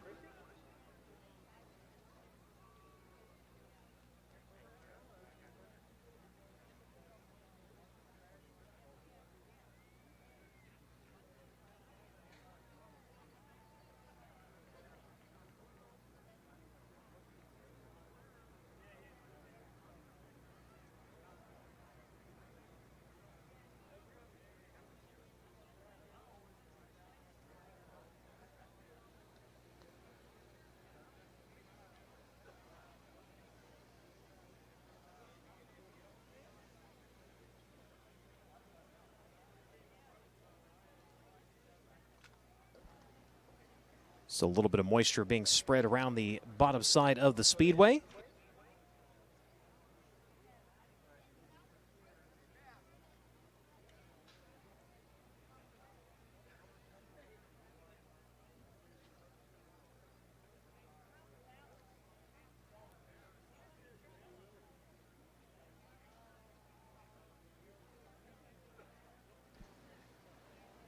And ladies and gentlemen, it is that time. Would you please rise for tonight's invocation and national anthem? If you would please remove all non-religious head cover. And if you would please bow your head with us. Our Father in heaven, tonight before we would go to you and ask of you, we would go to you and give thanks for you. Lord, we thank you for your glory, your grace, your mercy, and above all, it is your forgiveness which we are most thankful for. For Lord, we admit we fall short at times and we walk the path as sinners. But you never fail to bring us back to your path, to your ways, and to your teachings. And now, Lord, tonight we would ask of you. We would ask that you watch over the drivers who have gathered here tonight, that the competition would be fierce, but sportsmanship, fairness, friendship. These are the virtues that would prevail in a moment that would be tarnished by anger and regret. We ask not only that you would watch over the drivers who would compete here tonight, but that you would watch over all who have gathered on these grounds, the crews, the officials, the fans, that you would watch over us in every waking moment of our lives until you call us home to you. And we give thanks we are able to do this in a country freely from persecution. We ask of all these things, give thanks in the name of your Son, Jesus Christ. Amen.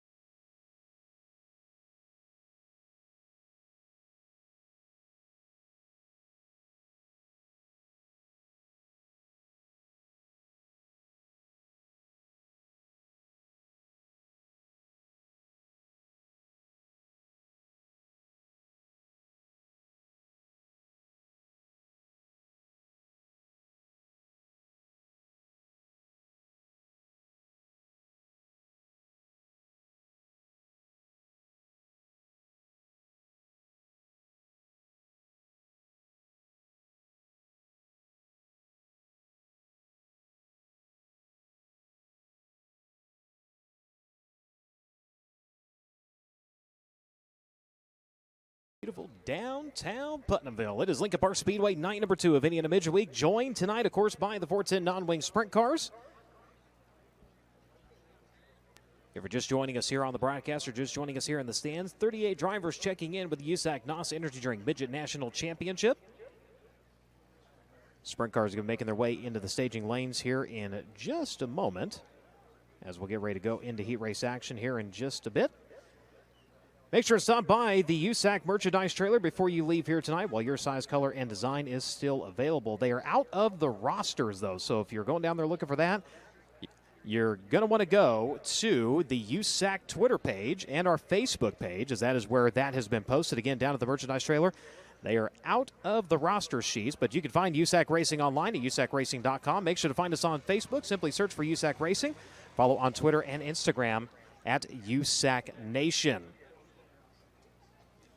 So Water Truck has made a few laps. We're letting that soak in a little bit here. And a stout field of sprint cars on hand. We turn things over to Dr. Sullivan.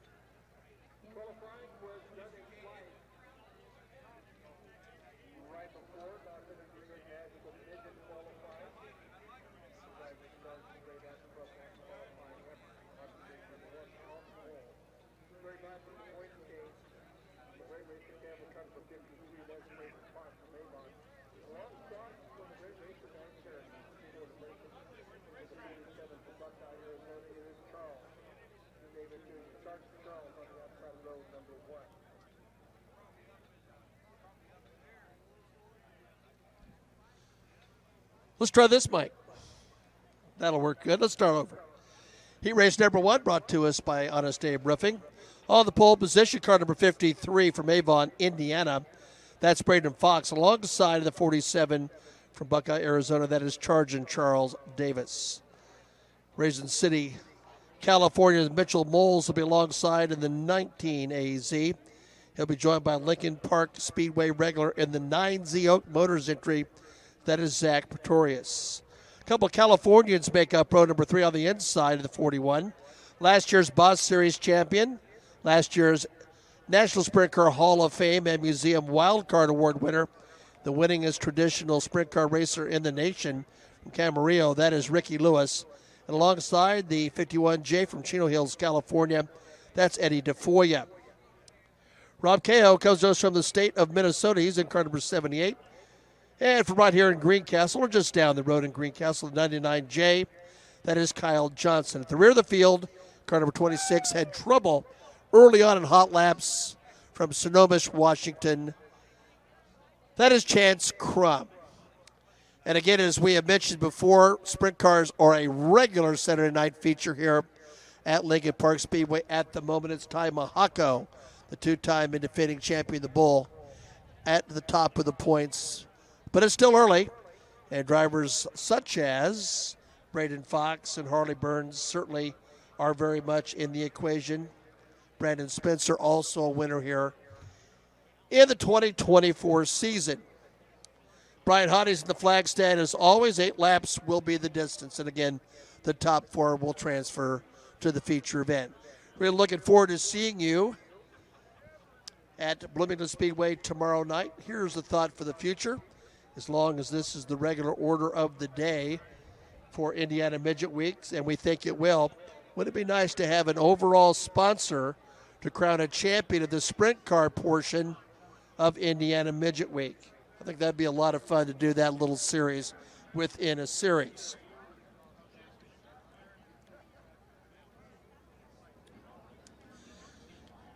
Before we get going in earnest tonight, just a little personal message I'd like to share on the Flow broadcast and with the people here. We laid to rest really one of my favorite all-time racers from Kokomo, Indiana, Tony Jarrett, yesterday.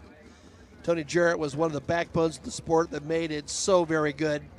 Of the many years I've been involved in this game, some of my favorite years were at Kokomo Speedway in the days of Kevin Thomas, the days of Tony Elliott, Dave Darland, Derek Davidson, Gary Fisher, Mike Mann. I could go on and on.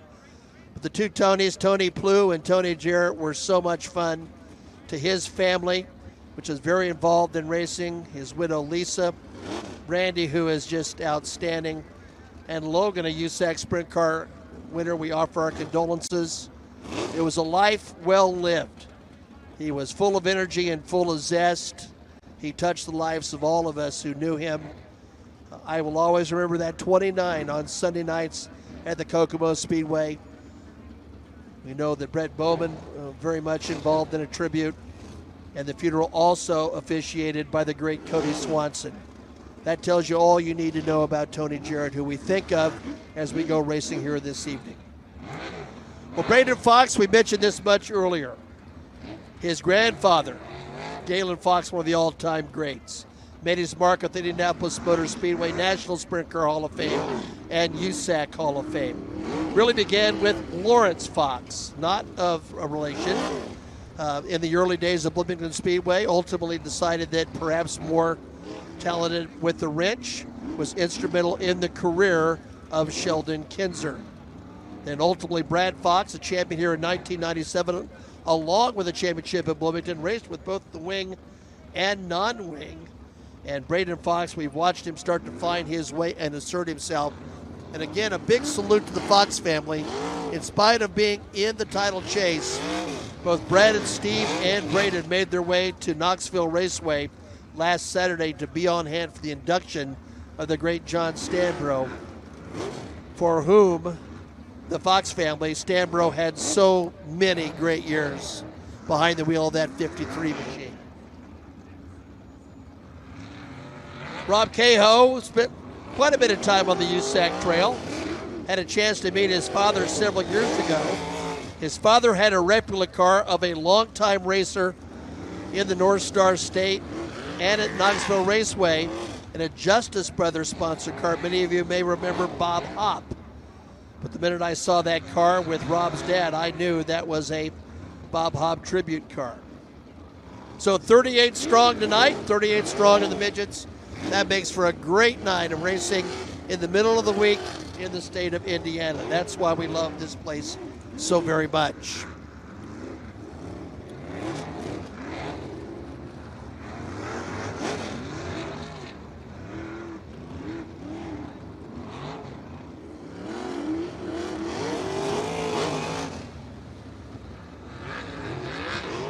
Zach Pretorius and the Young Motors Pizza King Binnick Enterprises car.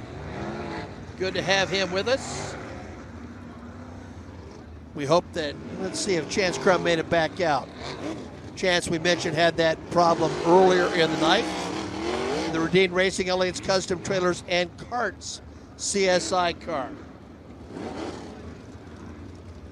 Cal Johnson goes into turn number 1 from nearby Greencastle, Indiana.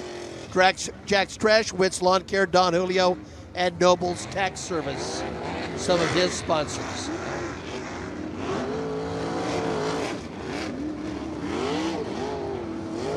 Ricky Lewis came to the Midwest several summers ago and scored his very first victory. If I remember right, it may have been on his 19th birthday. It was definitely on his birthday at Paragon Speedway. He showed speed, perhaps at times rambunctious. But one learns over time that it's easier to work with a driver who may be too fast than one that's not willing to go fast at all. And while he has been the subject occasionally of some derision by others, the reality is this: Ricky Lewis has turned himself into a very fine race driver. Indicated by that Boss Championship last year, and this year he's been back in the winner's circle on numerous occasions, including the 68 lap of Monty Classic at the Paragon Speedway. So still trying to work in the racetrack just a little bit. Want to thank Lincoln Park Stone and Racers Custom, as well as Seniors Towing and Mooresville Welding. Some of our regular sponsors here at Lincoln Park Speedway.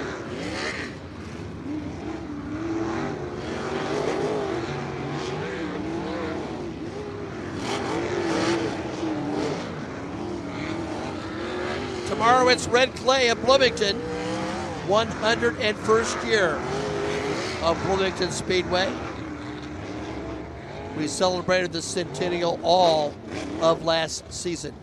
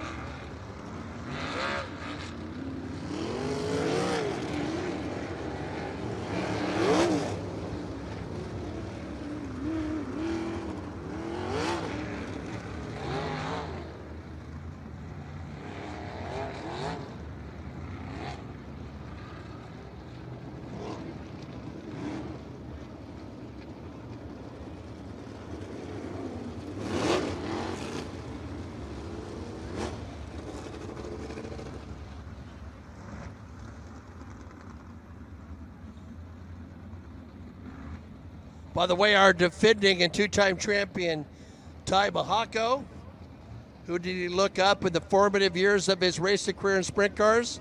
You got it, Sergeant Charles Davis on the outside of the front row. Charlie's been at this game for a long time and still loves it. He's been racing sprint cars longer than Braden Fox has been alive. Both with the same goal right now.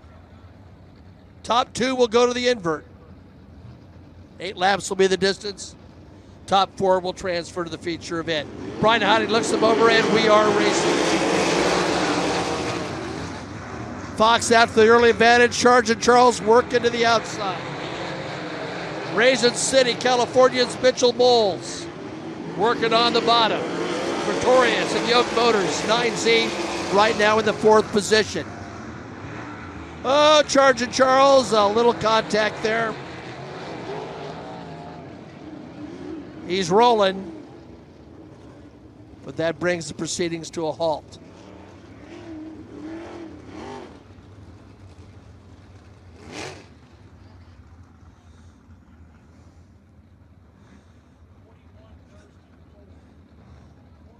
Two great innovations in sprint car racing over the course of my career that have expedited this tremendously are the receiver system, particularly since it's one-way, and transponders. Because in the old days when you relied solely on serial scoring, Ricky Lewis would drive you absolutely mad, because right now that's Ricky Lewis in that car in the 4th position that has nary a number on the tail tank. But that is the 41. So Charles has got to reload for the back.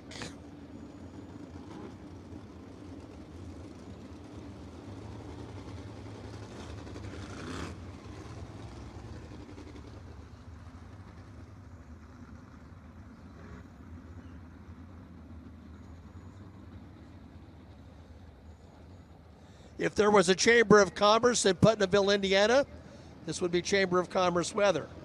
So it's just Joe Spiker weather. Here we go.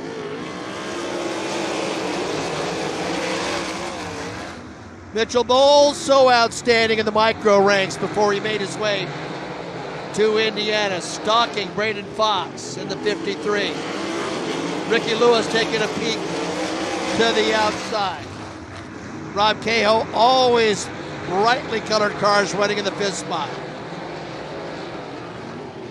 Lewis now making a play for the 3rd spot, slides in front of Pretorius. Meanwhile, Bowles is hounding Braden Fox down the back straightaway. About a half a straightaway advantage over 1 and 2. Moles trying to size him up on the bottom. Lewis swinging to the outside. Cahill putting some pressure on Pretorius. That's for the final transfer. And Charging Charles is back and has time to get there. Mitchell Bowles is now part of the lead. It is now Fox in the fight back with Ricky Lewis stalking. Charging Charles, meanwhile, trying to get around Cahill. Can't quite get it done there. Halfway down in this one. Top 3 is separated. Pretorius with a bit of a cushion for 4th, but here comes Charging Charles. Moles is stretching out. Ricky Lewis now running in the 2nd spot. Very methodical run by Lewis to get to the invert. Charging Charles has only a few corners left, trying to get to that 4th spot after the early miscue. Moles is stretching out. Brian Haughty with the white flag shows at the Raisin City, California driver, your battle is for the transfer. Your battle is for the transfer. Charging Charles tries a diamond off the turn, get around Pretorius. Moles is going to put it in the books. Lewis will run 2nd, Fox 3rd, and getting it done is Charging Charles Davis. Don't tell the old dog that he doesn't have a bite. He still does. Charging Charles gets it done and moves into the 4th position.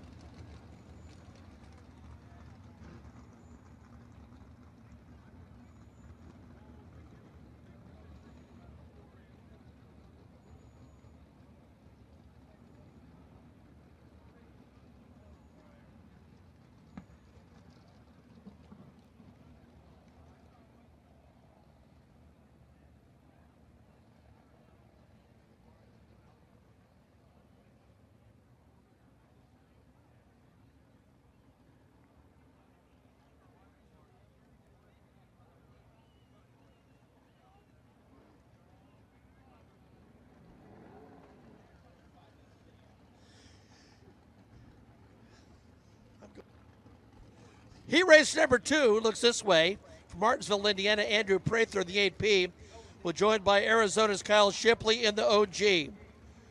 Row number 2, the 2H machine.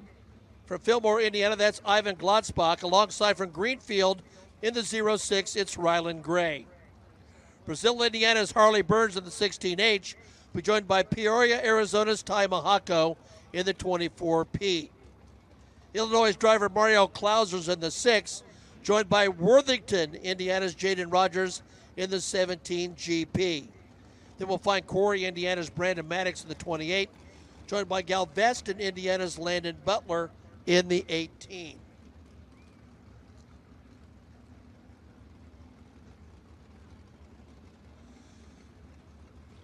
Heat race number 2 brought to us by Curtis Towing and Crown Equipment.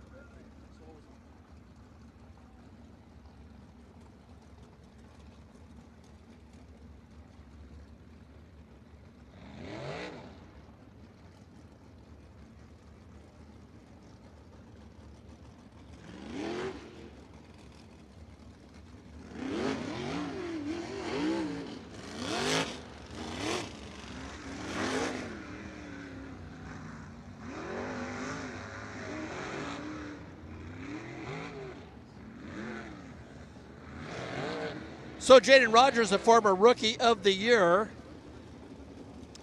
with the United States Auto Club. Brandon Maddox, a former Most Improved driver. We mentioned Harley Burns' dad, Eric, a 2000 Lincoln Park Speedway champion. Ty Mahako's father was a crew chief on a modified that won the famed Nationals in Boone, Iowa at one point in his career, then ultimately moved to karts and quarter midgets and a carbureted 360 sprint before racing more extensively on the the Arizona sprint car scene, but decided best to move his program here. Ty Mahako moved to Indiana, and who did he first get a job with? John Stambro in John Stambro's shop, and ultimately took a position at DRC. And we're side by side. And we are racing.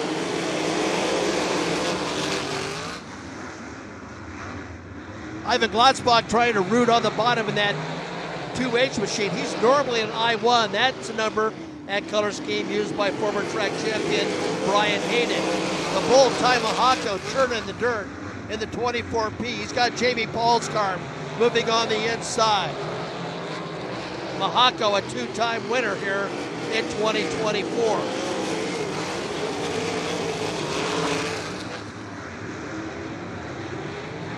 Easy peasy for the moment for Andrew Prather as Ty Mahako, oh, you can see that develop. That developed as Ty went into turn number 3 up with the loose stuff, and he started bounding around, and before you know it, he was decidedly cattywampus and unhappy.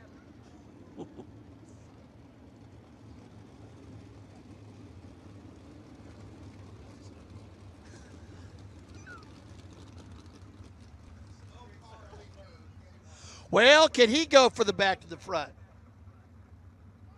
He's had a couple of great races with Harley Burns this year, just tremendous.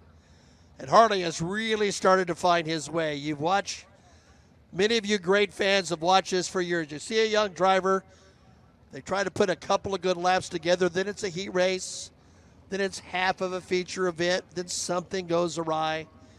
And then finally when they break through, there it comes. And that's the situation with Harley Burns out there in the Brit Aero entry. He has looked particularly good at Bloomington Speedway, and he has also won here. Indiana State graduate is excited about being able to really devote a lot of his attention to his racing right now. He's worked hard to accumulate a variety of good sponsors, including Timberlands Lumber, Youngblood Farms, DGH Electric. Ivan Glotzbach, I mentioned earlier, Rookie of the Year in the modifieds here first, then in the sprint cars both here and at Bloomington Speedway. Under the watchful eye of Brian Hayden.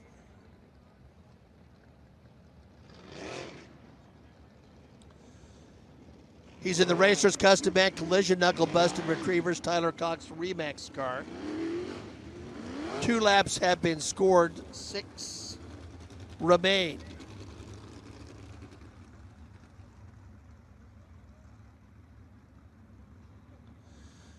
Kyle Shipley, the Benz Asphalt B&B Farms entry.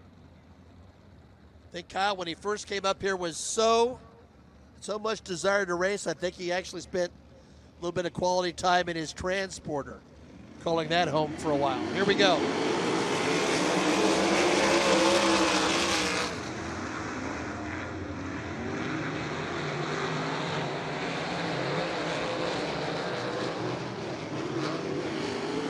This will be a big win for Prather if he can put this one in the win column. Ivan working the outside, the 2H machine, gets a good run off of 2. Shipley right there trying to make something happen. And here comes the former Rookie of the Year, Jaden Rogers. Jaden has won multiple races here at Lincoln Park. He is very familiar with this racetrack. Working to the inside of Ivan, nicely gets the job done. And the ever-improving Ryland Gray working the outside. That's a driver we've seen make a great deal of improvement this season alone.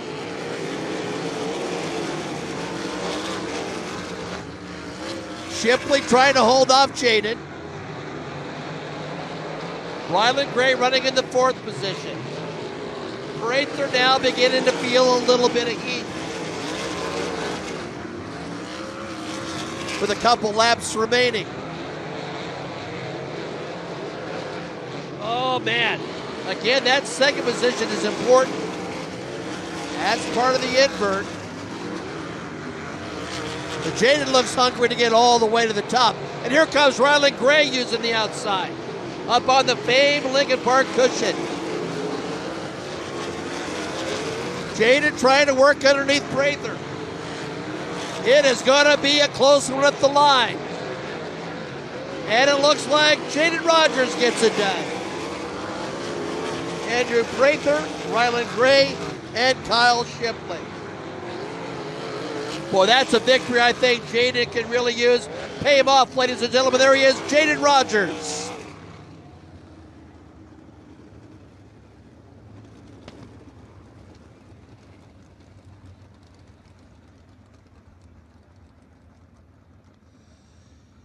Heat race number 3. Each of the previous 2, we've seen a couple of drivers have some miscues that put them near the back. Let's see what happens here. I want to thank Hoosier Towing and Brown's Oil Service. West Terre Haute driver the 38P of Seth Parker, joined by Brownsburg's A.J. Hopkins in the 04. Those of you not here earlier, a situation with A.J. Hopkins looked like the race car got just a tad hot. And we'll see what's going on with the former track champion. Jack Hoyers from Frankfort, Indiana. He's in the 11 machine. He's joined by the Australian Gary Rook in the 42. Austin Knife from Greenfield is joined by the 17 of Tom Dunkel. Row number 4 will find Jarrett Miller in the 94, joined by the 12 AU of Andrew Van Dam. Nathan Shank in the 1 did not post the qualifying time. Van Dam comes to us from Sydney. Great to have him with us tonight.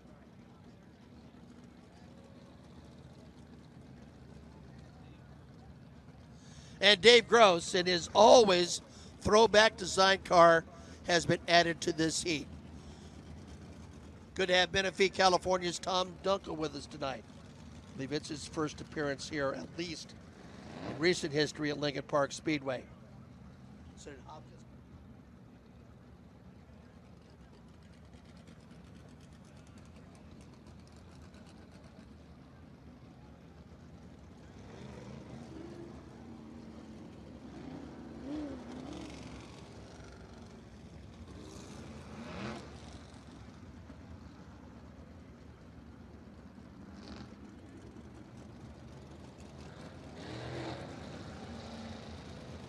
So again, coming into tonight at Lincoln Park, it was a 18-point lead for Ty Mahako over Braden Fox. Brandon Spencer, a winner this year in the 22 machine, 3rd in points, with Harley Burns and Seth Parker, who fires off from the pole in this heat in the 5th position.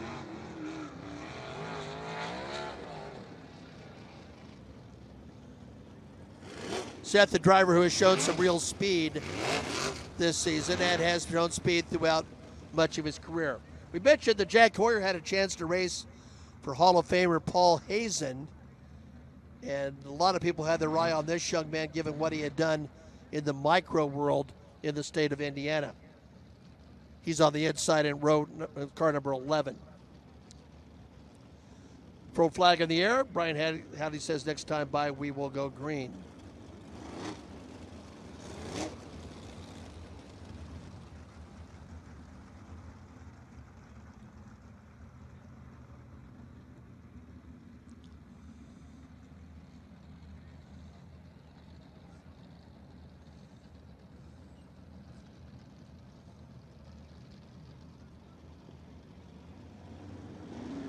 And here we go.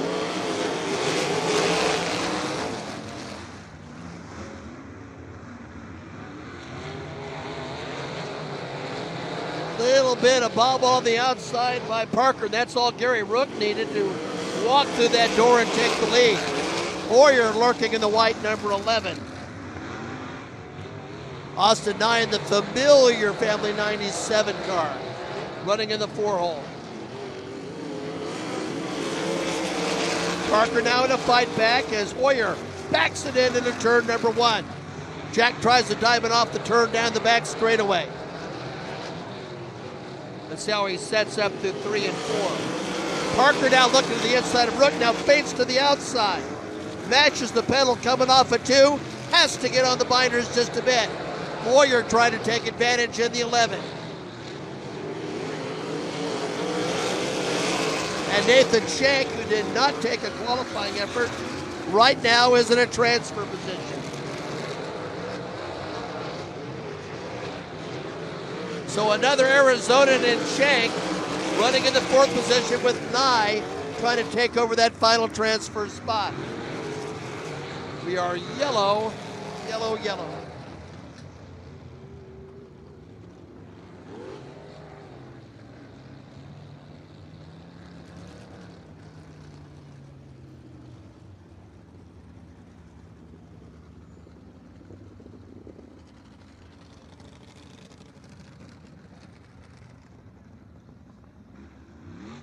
Dave Gross in that 37 car always has a throwback design. To me, always looks like he's just sort of sitting in an easy chair.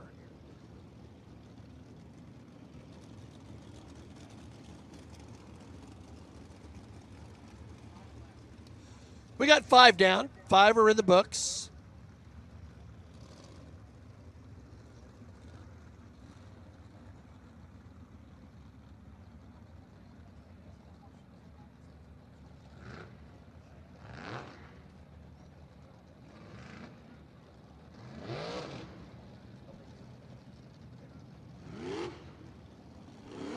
That's Andrew Van Dam, who had the trouble down in turn number 4.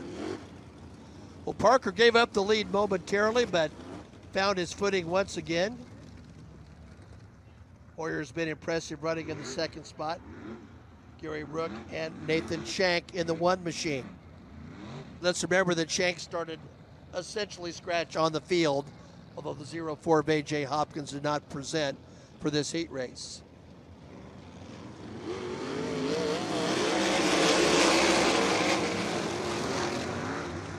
Shank looks low. Nye tries to make the outside work against sideways, while Hoyer wants to make a spirited run for the top position. Not enough yet. Jack will try to make that low groove work as he bounds through turn number 2. Shank now makes a strong move to the outside to take over the 3rd position in the red number 1. The wheels stand there for the 11 of Hoyer. Parker still out front. Oh, a little smoke for the 1 of Shank. We'll see if he can hold on to the end, and later we'll see whether he should have.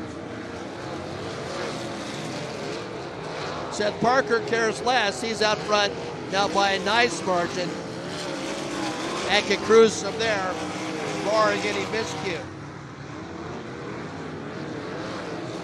Nye looks in strong position to take the final transfer as the checkered flag goes for Seth Parker. Hoyer, good run by Shank at the end, and Austin Nye will transfer to the feature.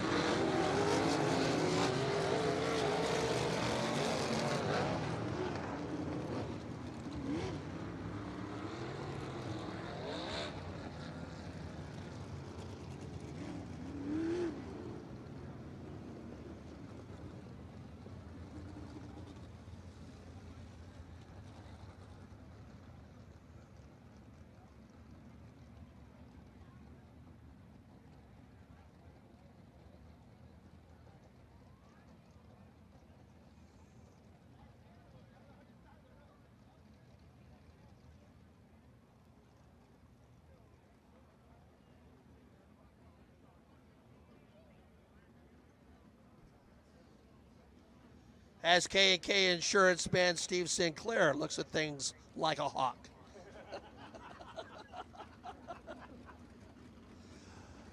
Jake Scott from Morgantown, a 5-time Paragon champion, the 33 on the pole, with Indianapolis driver John Sluss in the 4R alongside. Stumbled over that one. Arizona's Logan Calderwood in the 4, joined by the 7 of Travis Thompson. Row 3, 4C of Dalen Chambers, and the 22, very much in the championship equation, that's Brandon Spencer. James Boyd in the 16 is joined by Robert Brown in the 31, with Cloverdale's Tony Helton in the 87 bringing up the rear.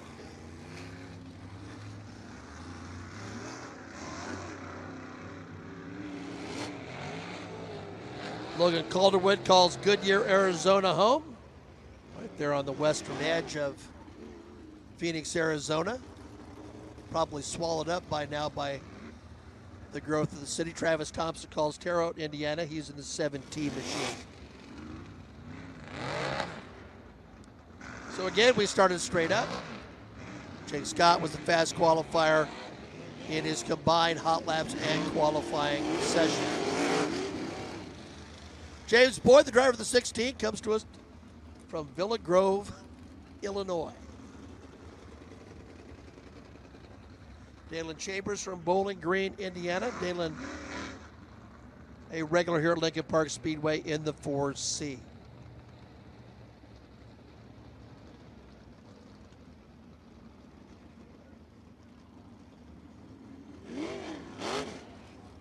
So Nashville, Indiana's Brandon Spencer right there on the yellow and black. Brandon Spencer Racing entry. A big victory here at Lincoln Park earlier this year.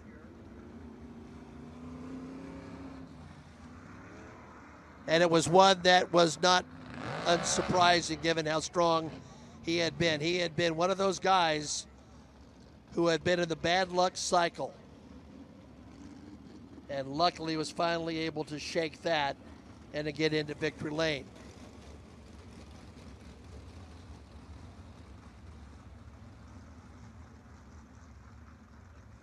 His victory came back on the 4th of May.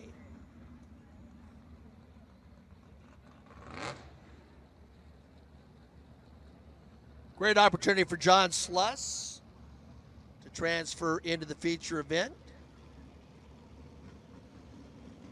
Stout man from Indy, here we go.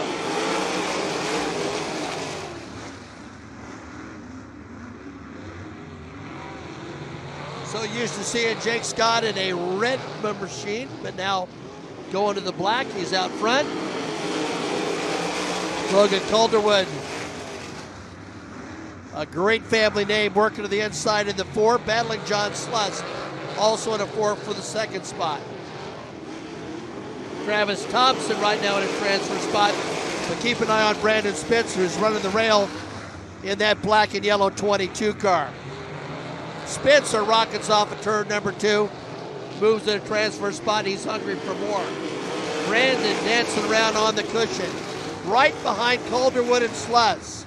A couple of good turns, he could be right there. Scott out front, off the lip, right there for Spencer. That's a high stakes game you play when you're running the cushion. Thompson trying to take that final transfer spot back. Sluss backs it in the white number 4, and Spencer is relentless on the high side. Brandon is like a pit bull with a hard ball. He is not going to let go of that high side until he can tame it and make it work for him. He has 3rd at the line. A good run off of 2. He's going to put some pressure on Sluss. He's got plenty of time to get there. Now dives a little lower. Jake Scott, football coach in his spare time. Right now taking it easy on the outside. Great shot of Brandon Spencer sawing at the wheel as he begins to put that pressure on Sluss. Now he bounces off at turn number 2, goes down the back straightaway, stomps on the pedal, and tries to secure the 2nd spot. Sluss tries to fight back to no avail. Will Brandon be content to stay in 2nd? Not the Brandon Spencer I know, but he may not have a choice. Working to the outside. Can Jake Scott hold on? Yes, he can. Scott, Spencer, Sluss, and Calderwood. All right, 4 heat races in the books. And up next, NOS Energy Drink, USAC Midgets, and we'll turn it over to Brian and Christy.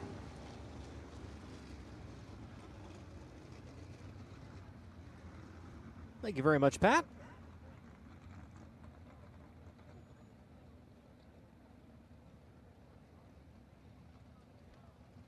First of 4 heat races for the USAC NOS Energy Drink Midget National Championship, set to make its way out to the Speedway. Simpson Race Products Heat Race number 1, sitting down and staging.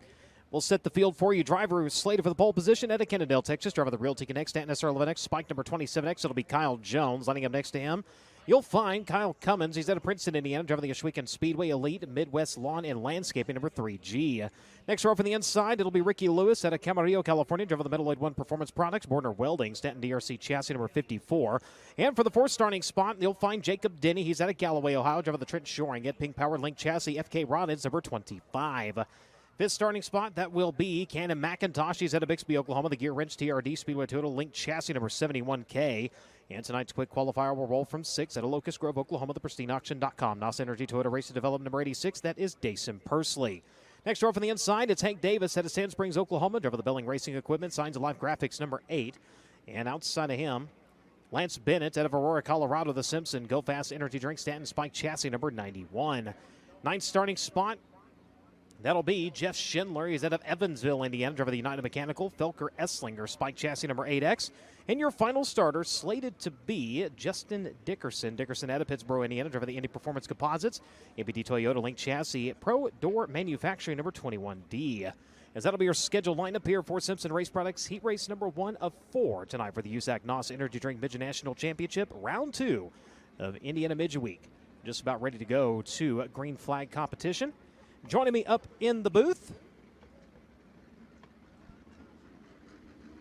Miss Christy Bemis. And Christy, a stout field of cars, largest field of the season so far, 10 times around, looking for 5 to move on out of each of these heat races. Yeah, this is where you're really going to see things get difficult because of that higher car count tonight. We're going to see some cars really struggle to make it through these heat races and to claim their qualifying time back from Honest Abe Roofing qualifying earlier once they get to the feature lineup tonight. So this definitely shakes things up, having these higher car counts. The heat races get bigger in numbers, which makes it harder to get through. Top 6 in tonight's feature event reserved for the 6 fastest drivers in qualifying advancing out of their heat race. Next 4 positions will be reserved for the heat race winners. Those not transferring on directly out of the heat races will find themselves in the Elliott's Custom Trailers and Carts semi-feature event. Front row reserved for your fastest qualifiers not transferring on, so that qualifying time coming back to help you a little bit there. Everything lined up straight up by your finish, arranged by time from there. It's a little different format this season for the drivers across sprint car and midget competition here in USAC. Jacob Denny in this heat race starting on the second row outside. Won this race 2 years ago. It was his first USAC NOS Energy Drink National Midget feature victory, so probably brings back some pretty good memories being here. 11 times a feature starter, now 12 times a feature starter here in Indiana Midget Week competition. He has 2 wins in Midget Week racing action. You mentioned 2022 here at Lincoln Park. Last night, a 9th place finish in Lawrenceburg, so not a bad start here to Indiana Midget Week for the driver number 25. Right, they're not all going to be your night, right? We saw that especially last night for Logan Seavey, who had the motor blow up and obviously was not able to finish the race. So not every night can be your night, but when you can salvage those nights and get those top 10, top 5 finishes, that's what builds championships. Consistency key, and you're going to have, like you said, a couple of those nights that just don't go your way as we're ready to go to green. NOS Energy start can at the exit turn number 4. That's where they will fire it off here in Simpson Race Products Heat Race number 1. They come to the way to the green flag. We're underway. Good start there for Kyle Cummins on the outside. Going to get some pressure from Jacob Denny on the top. And Denny slips up on the cushion. Boy, Denny kind of hooked that right rear. Just about took a right rear to the left front there. Trying to battle over that second spot. The door not opening up for him. It'll be the Joyner Motorsports number 27X of Kyle Jones holding on to it. Into that mix now. Going to bounce his way up to third. Dason Pursley.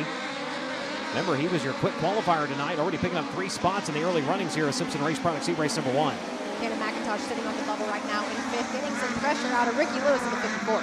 Ricky Lewis already seen him on track in sprint car competition as they work to the back straightaway. Last night it was top 6 in the inversion. Tonight it is top 5 making it out. So remember, last night didn't have enough cars for a feature event. So everybody moving on, but you still had to be up in those what would normally transfer positions, as that does affect your lineup in the feature event. As up front, Kyle Cummins, he's gone in this one right now. As wheels stand to the front straightaway by Kyle Jones holds on to second.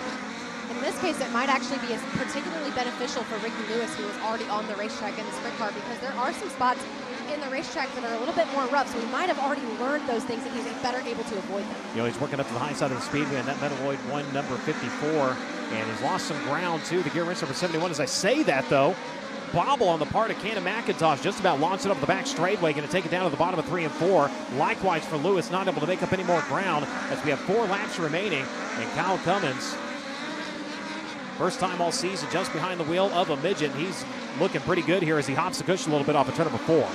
Yeah, that didn't get too much into his progress here as he's going into turns number 1 and 2 with 3 laps to go.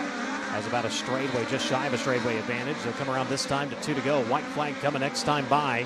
It'll be Cummins with the advantage right now.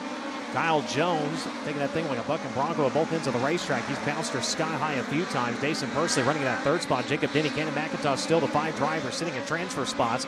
Ricky Lewis, Hank Davis, Bennett, and Schindler rounds out the list right now of drivers on the Speedway as we've got 1 to go in this one.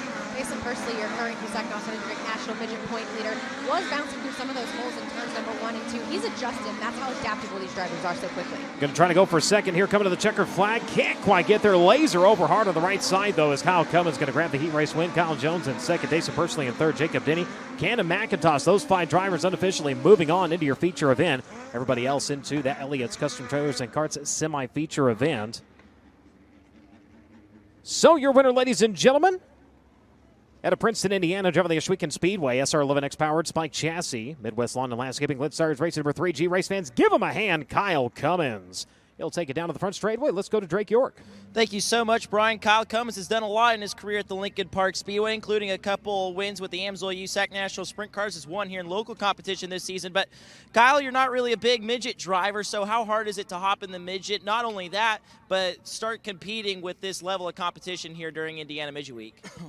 Well, I didn't come just to run the back. I came to win, and, qualifying it, haven't ran since Chili Bowl, so it took a couple laps. But we found something last year, and, Glenn Steyer has given us the right parts, and he's back there running tonight, so it's kind of cool to have him here. And wish he could stay all week, but, just got to give it up to him for keeping us out here. And you can only run right rear. In the beginning of that race, I felt great, and then I started framing it, and I think I got a flat tire, so I don't know what they do about that, but hopefully that moves us up. We'll start pretty good, and I told my guys I win the heat race, give me a couple laps, I can win the feature. So I love this place, and hopefully all the fans have a good night, and it's going to be a good race, I think.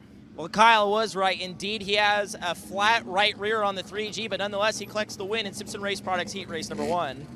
Thank you very much, Drake. Round of Supply heat race number 2. Pushing out to the Speedway. Driver of the pole, she is out of Dillsboro, Indiana. Driver of the Davis Brothers. Farm Bill Honda Spike chassis number 4K. That's going to be Kayla Rell. Lining up next to her, you'll find Logan Prickett out of Shelbyville, Indiana. Driver of the Pest Assassin. Stanton SR11X. Bullet by Spike number 37. Next row from the inside, it'll be the 19AZ. Hayden Reinbold out of Gilbert, Arizona. The AME Electrical Stanton Spike chassis entry. And next to him, driver come to us out of Pocahontas, Illinois, in the American Fire Extinguisher Ramco Speed Group, Speedway Toyota, King chassis number 7P. That's going to be Zach Dom. Next row from the inside, Cale Drake. He comes to you out of Collinsville, Oklahoma, the Ibach Toyota. KKM Give Back Classic Speedway Toyota number 97K. And from the 6th starting spot, he was second quick in qualifying. Emerson Axum out of Franklin, Indiana, the TRD IWX Link chassis Speedway Toyota number 67K. Jade Evadissian in the 71 machine. She's out of Clovis, California. The Mobile 1 TRD Peels entry. She'll go for the inside of her number 4 next to her in 18.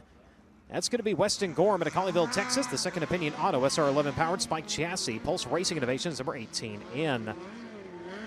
Adam Bolliard out of Rushville, Indiana. The PorterPike.com Chevrolet Beast number 4 from the 9th starting spot. And from 10th in this one is set to be Abby Holby. She's coming to you out of Cloverdale, Ohio. Driver the RMS Toyota. Joyner Motorsports Speedway Spike number 27.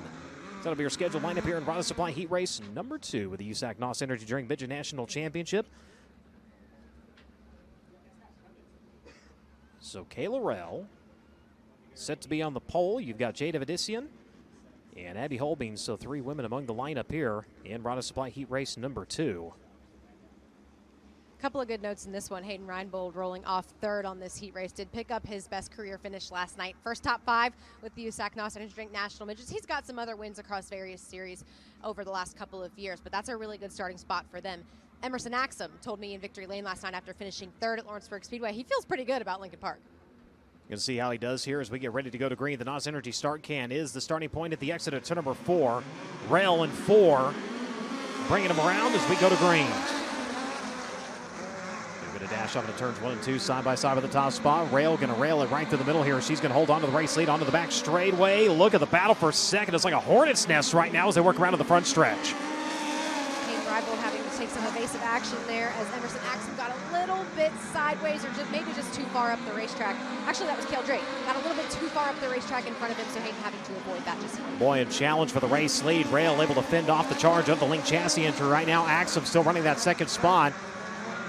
Pat said it earlier, bulldogging on the outside here, not giving up on it as Rail continues to rail right through the middle of the racetrack. You've got Axum chasing, you've got Reinbold in that mix as well for a moment there. Going to fall to 4th, though. Cale Drake going to take advantage of the miscue.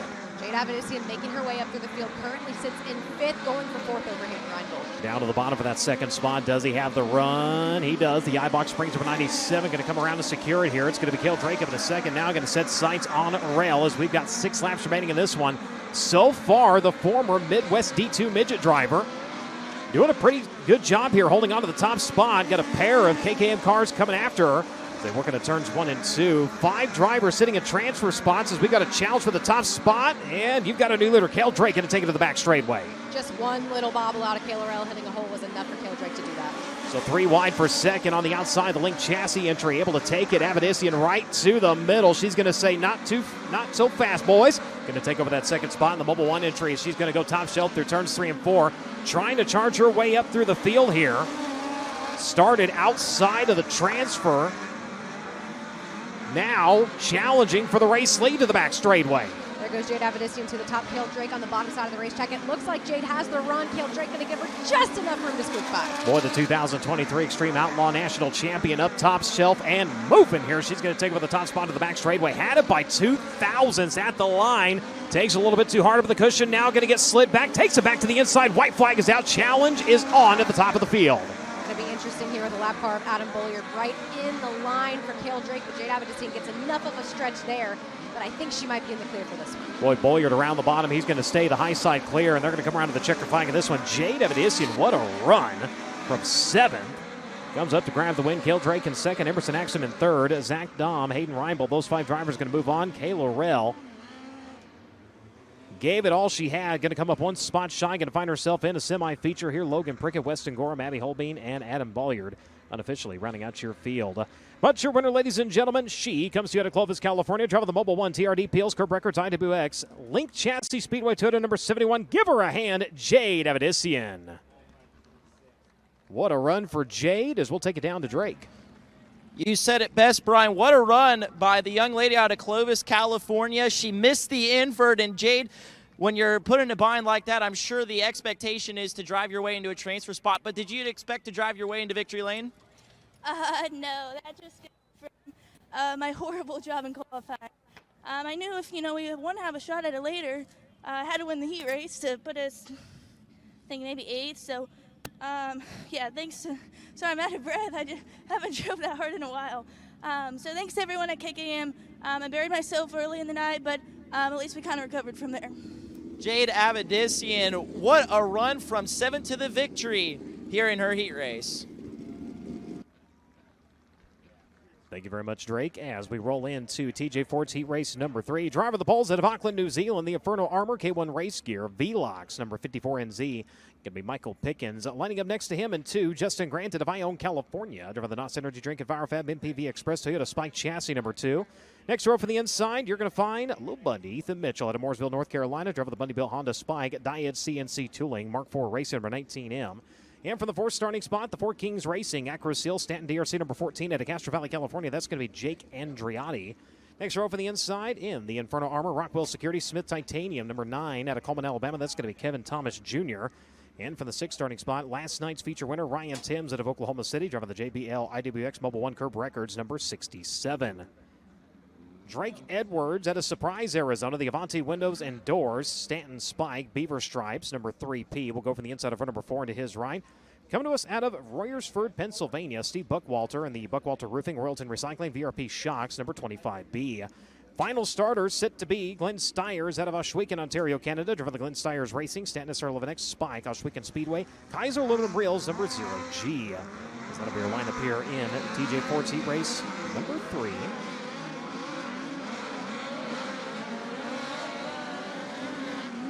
Miss Bolding, we see you. We know you're watching on Flow.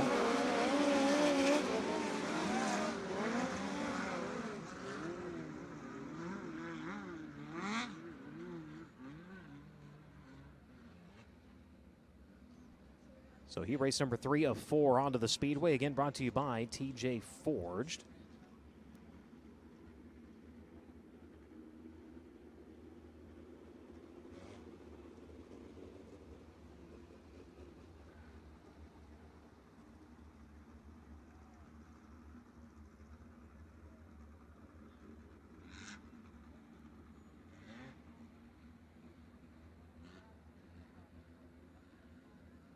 So adding 2 more winners to the list of heat race triumphs so far here tonight. Kyle Cummins and Jay Davidisian, both collecting victories in the first 2 heats. They come around to the NOS Energy Star Cam. We get after it here in heat race number 3, and smoke pouring off of the side of the Inferno Armor number 9 here. Looks like coming off of the engine, not out of the engine for the time being. Yeah, saw that under the idling laps there, and I was kind of concerned, so we'll see if that does pan out. A bit of a wide start there for Michael Pickens to move Justin Grant up the racetrack. Plenty of room for both of them, but Justin Grant with the advantage so far. Grant going to bolt to the back straightaway with the race lead. The NOS Energy Drink number 2. Battle for the 2nd spot. Hop, skip, and a jump, and problems for the 9. He is slowing drastically now, as it looks like maybe that bullet has given up the go here. The Inferno Armor mounts Stout number 9. With a clear racetrack and to pull it inside of the tires. Looks like we're going to stay green in this one, as it will be Grant holding on to the top spot here. Battle for 3rd. You got Andreotti, Pickens, and Mitchell all right there. Side by side, Andreotti onto the back straightaway will hold the advantage. Ryan Timms begins his pursuit of Justin Grant, riding in 2nd right now, and is beginning to close that gap. Last night's winner at Lawrenceburg Speedway, the 67, was the winner of this race last year with Buddy Kofoid. Boy, Ryan Timms trying to pick up another heat race win here on the season. Justin Grant trying to pick up his first. That race for 3rd continues to be fantastic. You got Pickens still right there going after Andreotti so far, not able to get the run. Able to pull up to the inside of the 14, just not able to make the pass. As we look at the battle for the race lead, Tim's going to fly the front end of the front straightaway. Not enough there. Trails by a little less than 0.2 of a second, but he is on the back bumper and hunting right now. Justin Grant really had to rotate that car to make sure he got enough of a drive to hold Ryan Timms off on turns 1 and 2. Well, Justin Grant working the top side. I've seen a couple of drivers kind of struggle to keep speed up there. He's going to move his line around in turns 1 and 2 right now.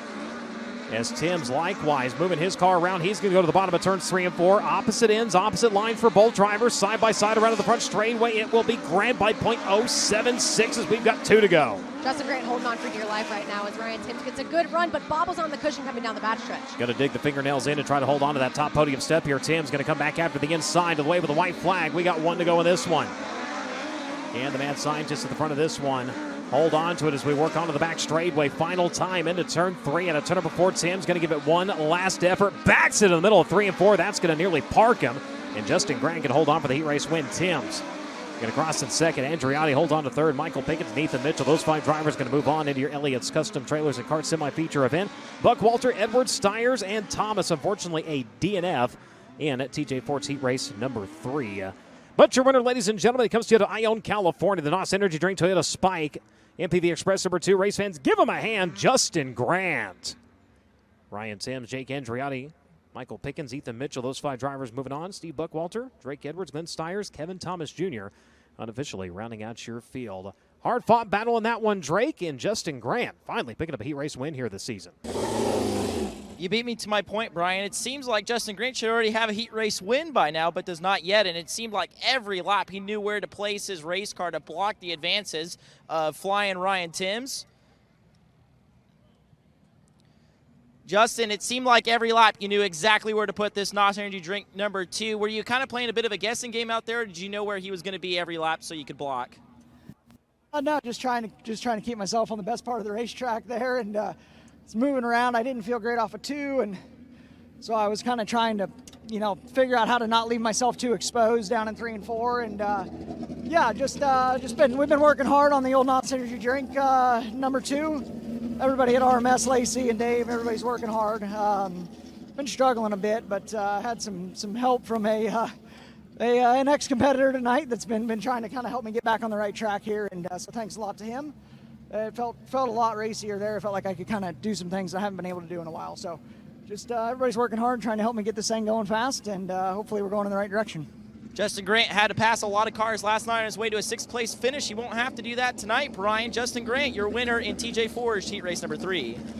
Thank you very much, Drake, as we roll into Car IQ heat race number 4. Driving the pole at Belpre, Ohio, the Dave Noss Auto Outlet, McCarthy Real Estate, Speedway Toyota Spike Chassis, CB Industries, number 89. It's going to be Zach Weigel. Next to him, you'll find Chase McDermott at Springfield, Illinois, in the Woodland Auto Display. Josh Ford Motorsports, Nutri-Right Berry Growers, One-Way Spike, number 8W. Next row from the inside, out of Perth, Western Australia, the American Fire Extinguisher, Ramco Speed Group. Inked Printing Services, number 7M. It's going to be Caden Manders. And next to him in 97, you're going to find Gavin Miller at Allentown, Pennsylvania, the Sound Gear Toyota Racing Development Eibach entry. Third row from the inside, fresh bullet beneath the bonnet after the rocker stand broke last night for Logan Seavey to Sutter, California, driven the Indy Fuel, AP Driver Development, Prime 47, Drexel Interior, CGCPA's Indy Custom Stone, number 57. And next to him, she comes to you out of Bixby, Oklahoma, the Buzz Balls, Hometown Harvest Ag, Speedway Total Link Chassis, Curb Breakers, number 25K. That is Taylor Reimer. Blake Brandon out of Morgan Hill, California, driving the Kaiser Wheels of Van Schock Speedway Spike number 40. Goes from the inside of run number 4 next to him in 17. That is going to be Tom Dunkel at Manistee, California, driving the Inland Rigging One-Way Spike Chassis. Josh Ford Motorsports number 17A. Final starter in this one. And the Yellow K Enterprises, Carson Seeger Racing, Esslinger Spike number 99. That is Robert Carson. As that'll be your scheduled lineup here in Car IQ Heat Race number 4. Sprint cars. You need to be ready to go for your B main against sprint cars. You need to be ready to go for your B main.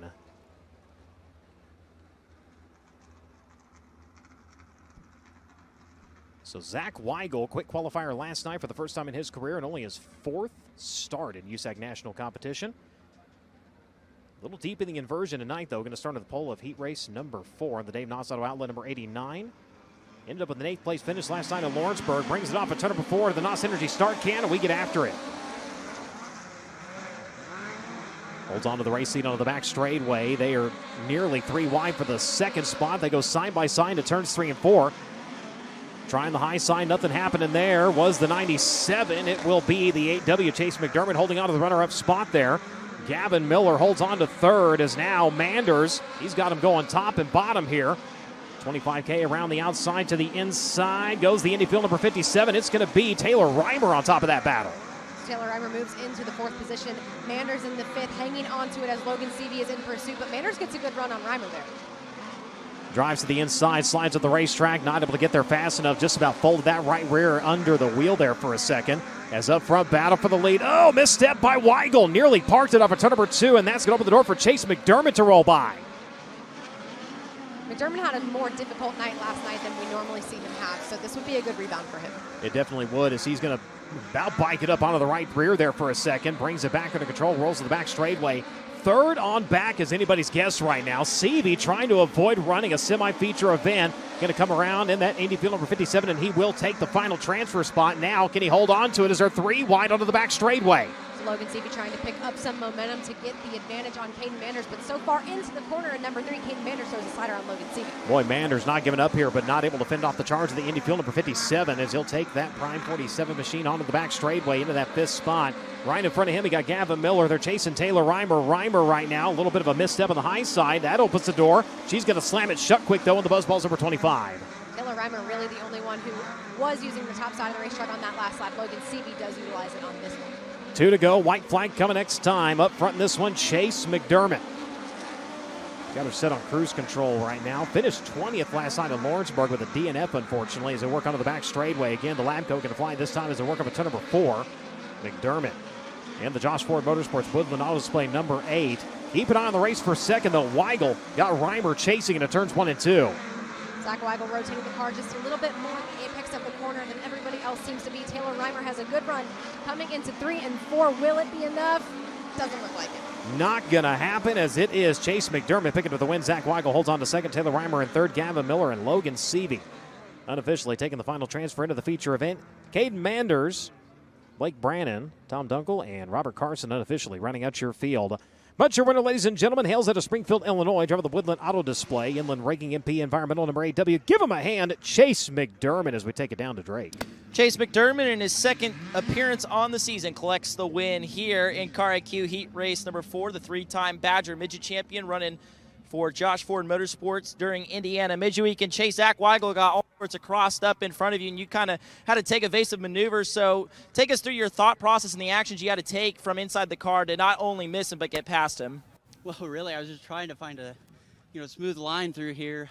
It's kind of got rough out of nowhere, but thanks to Jimmy and Charlie and Jet helping back in the pits, we got this thing dialed in a little bit better than earlier in the night. So, thanks to Woodland Auto Display, MPD, and Josh Ford Motorsports for putting me in this thing, and hopefully it's we're on the up and we can continue this the rest of the night. Chase McDermott collects his first heat race win on the season here in Car IQ Heat Race number 4. So 4 heat races in, 4 drivers collecting their first heat race win of the season. Christy, thank you very much for coming up and joining us in the booth as always.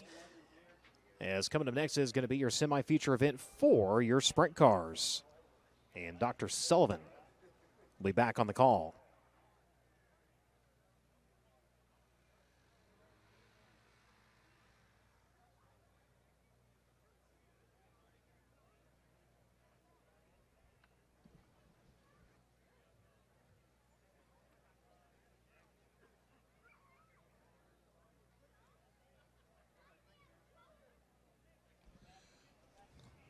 We have 2 semi-features for the sprint cars. By the way, Christmas in the Park, Brazil, 50-50 tickets on sale.